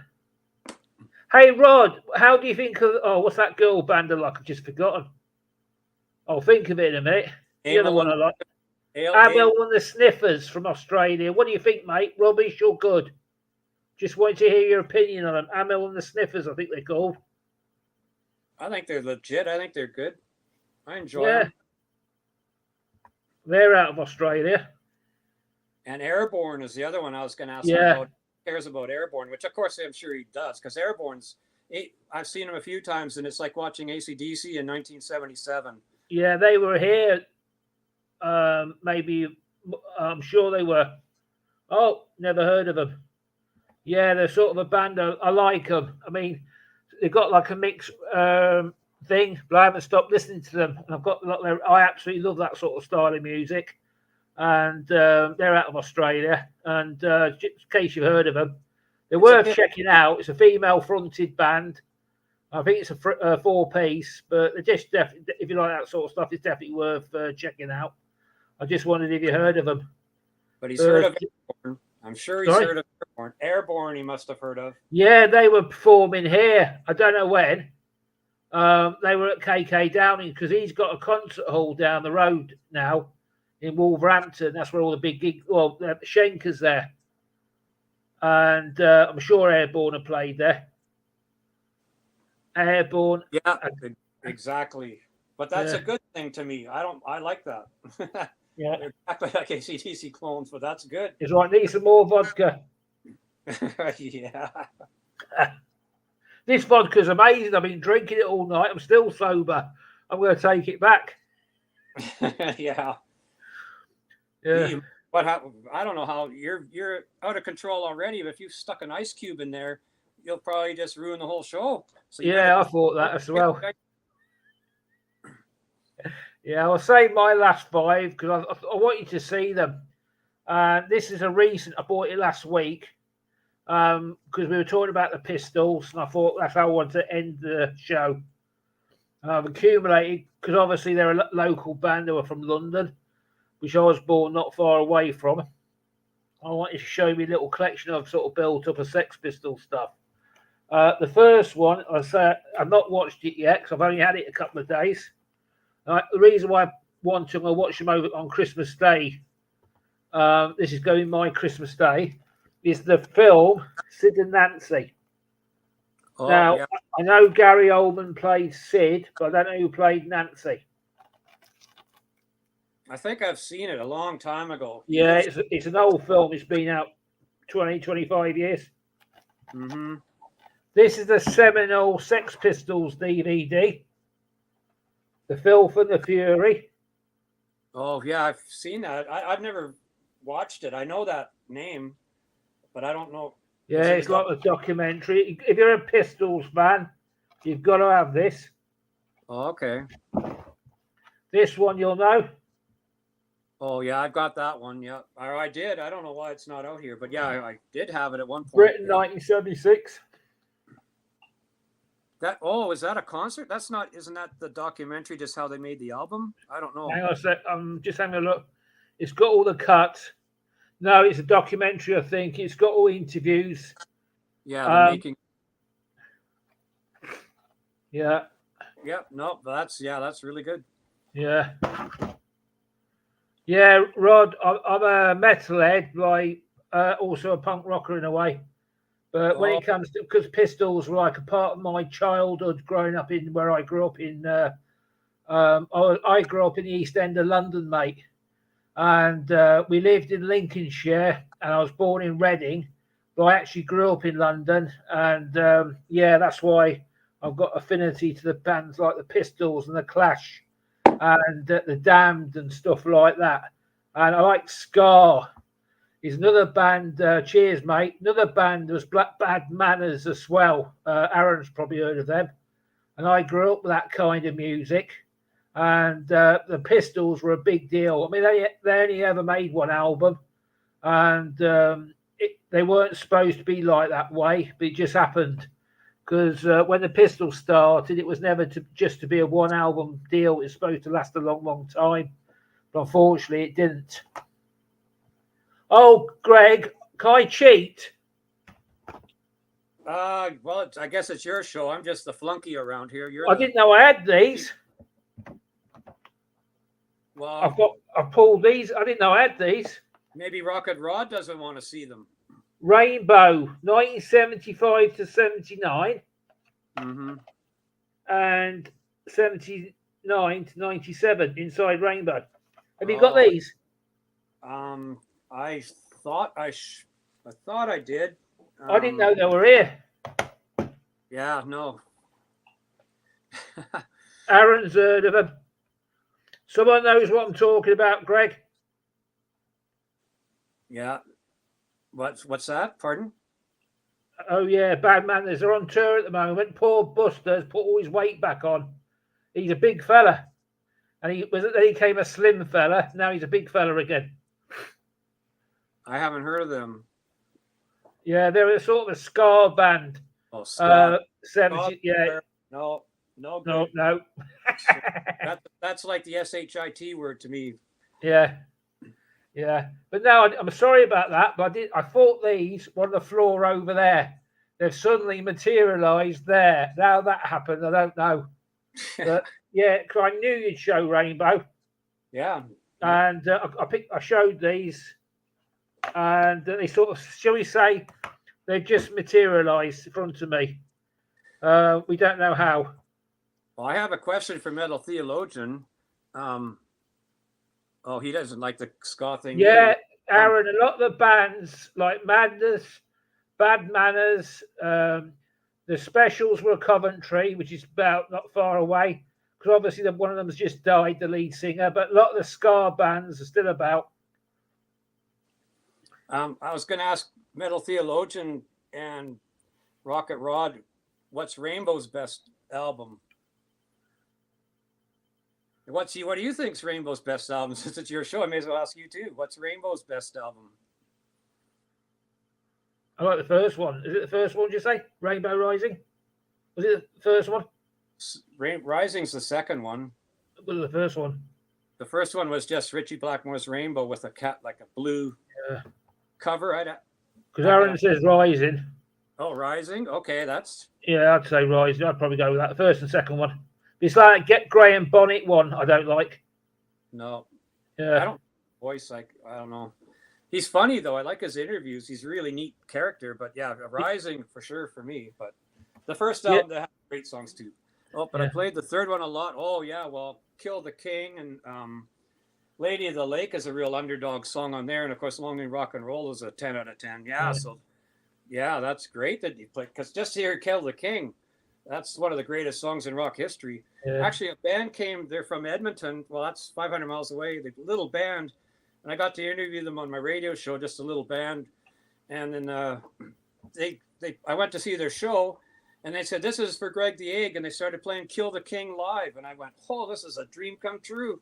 Yeah. So it was in my teens. The first was my favorite. Oh yeah, well, the first one is classy with Catch the Rainbow. I mean, there's some amazing songs. Still I'm Sad, I love. I heard some people cut that song down. I like the first one as well, but it's what time is it? Because I've got, my brain's not as good as it used to be. Oh, well, it's the top of the hour. Yeah, it's not the time. It's just say I've got like my mind's not as sharp as it was. Like, I don't know why. It's probably getting old and going insane or something. But it's not as sure. I sort of can't remember the album titles very well. Greg helps me out, but I know what I'm talking about. I just have trouble remembering things like the album titles. It just sort of slips me sometimes. But yeah, I'd have to say the first one I like. Because Man on the Silver Mountain's a 10 out of 10 for sure. So, and live, those songs sounded even better because Richie would extend them. Strangers and All. My favorite song on Strangers in Us All is for sure Still I'm Sad, and it's just so chunky, like it's even heavier. Just, it's unbelievable. I just love that song on that album. Yeah, that's cool. Wow, Rocket Rod knows more about music than us. Yeah. Way back before I would have recognized it. Oh, yeah. Quatermass. Yeah, I remember that. That was seriously creepy. If you're talking about the TV program, it was scary, I tell you. When we was a kid. Yeah. Yeah. Well, this has been amazing for a show. I mean, with just having couple of commentators, especially. Yeah, look, Greg, I left that one to last because it might have gone to your head. Your shirt's attracting attention tonight. Oh, my shirt? Yeah. Oh, yeah, it's a fantastic shirt. Actually, I had a shirt like this. It was the cover of Fly By Night when I went on a. Oh, Black Sheep of the Family is good. Yeah, that's the one that broke up Deep Purple. Right. Did you know that, Steve? No, I didn't. Because Richie wanted to, after Stormbringer, they were doing a new album. They were going to get together. Richie wanted to cover that song badly. And the rest of the band said, no, we're not doing covers. So Richie said goodbye. So he played it with Rainbow. That's the story behind that song. Right, you've heard my story, haven't you? We know when Richie Blackmore left permanently, he made a concert out of it in Birmingham. They did the show, and Blackmore refused to play on the first track, and that was basically when the Purple had finished, and he basically stormed off. Oh, I was supposed to go to that gig, but I think I had to work or something. Yeah.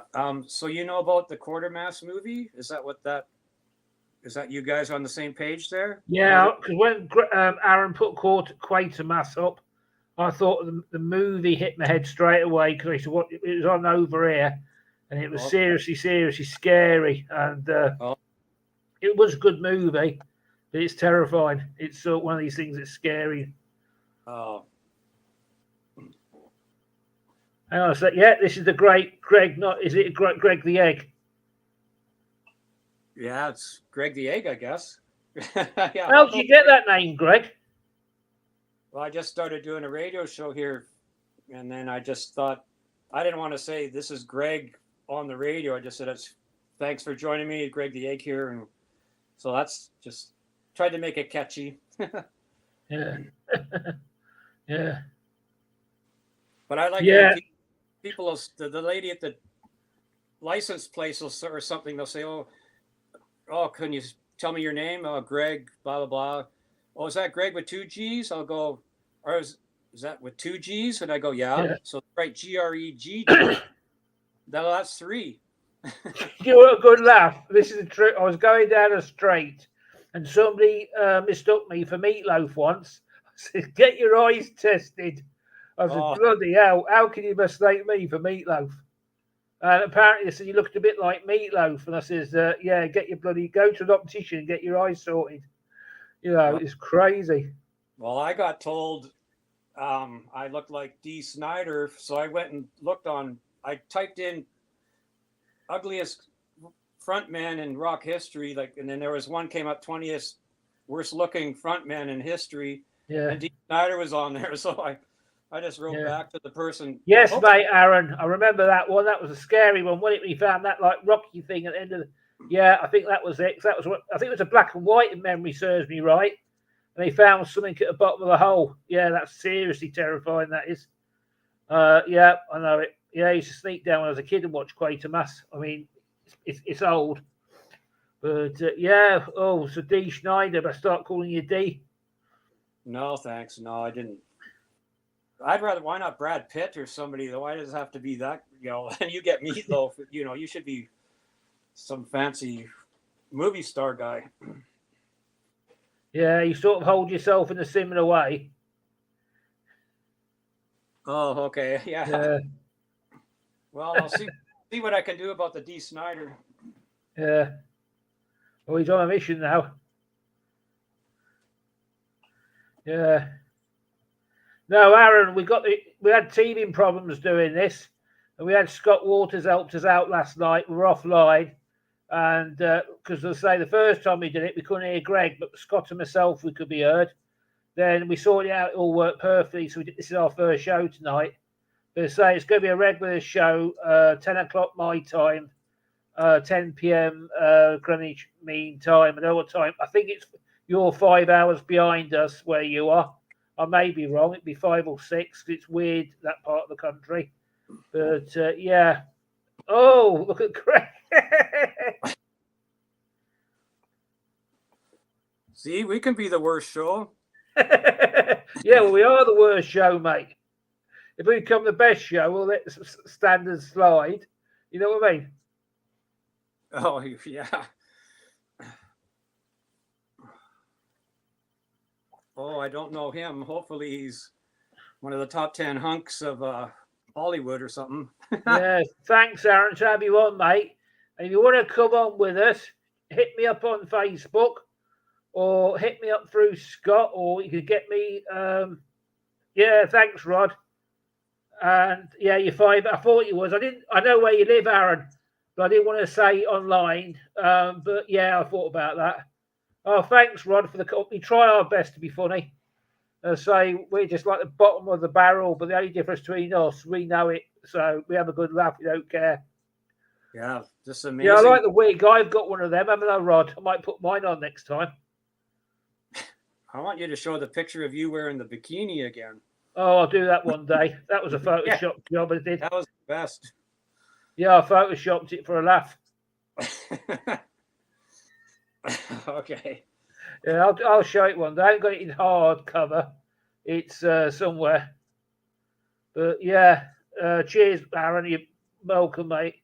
But yeah, it's yeah, going back to photoshopping, I do a lot of it because I do the t-shirts.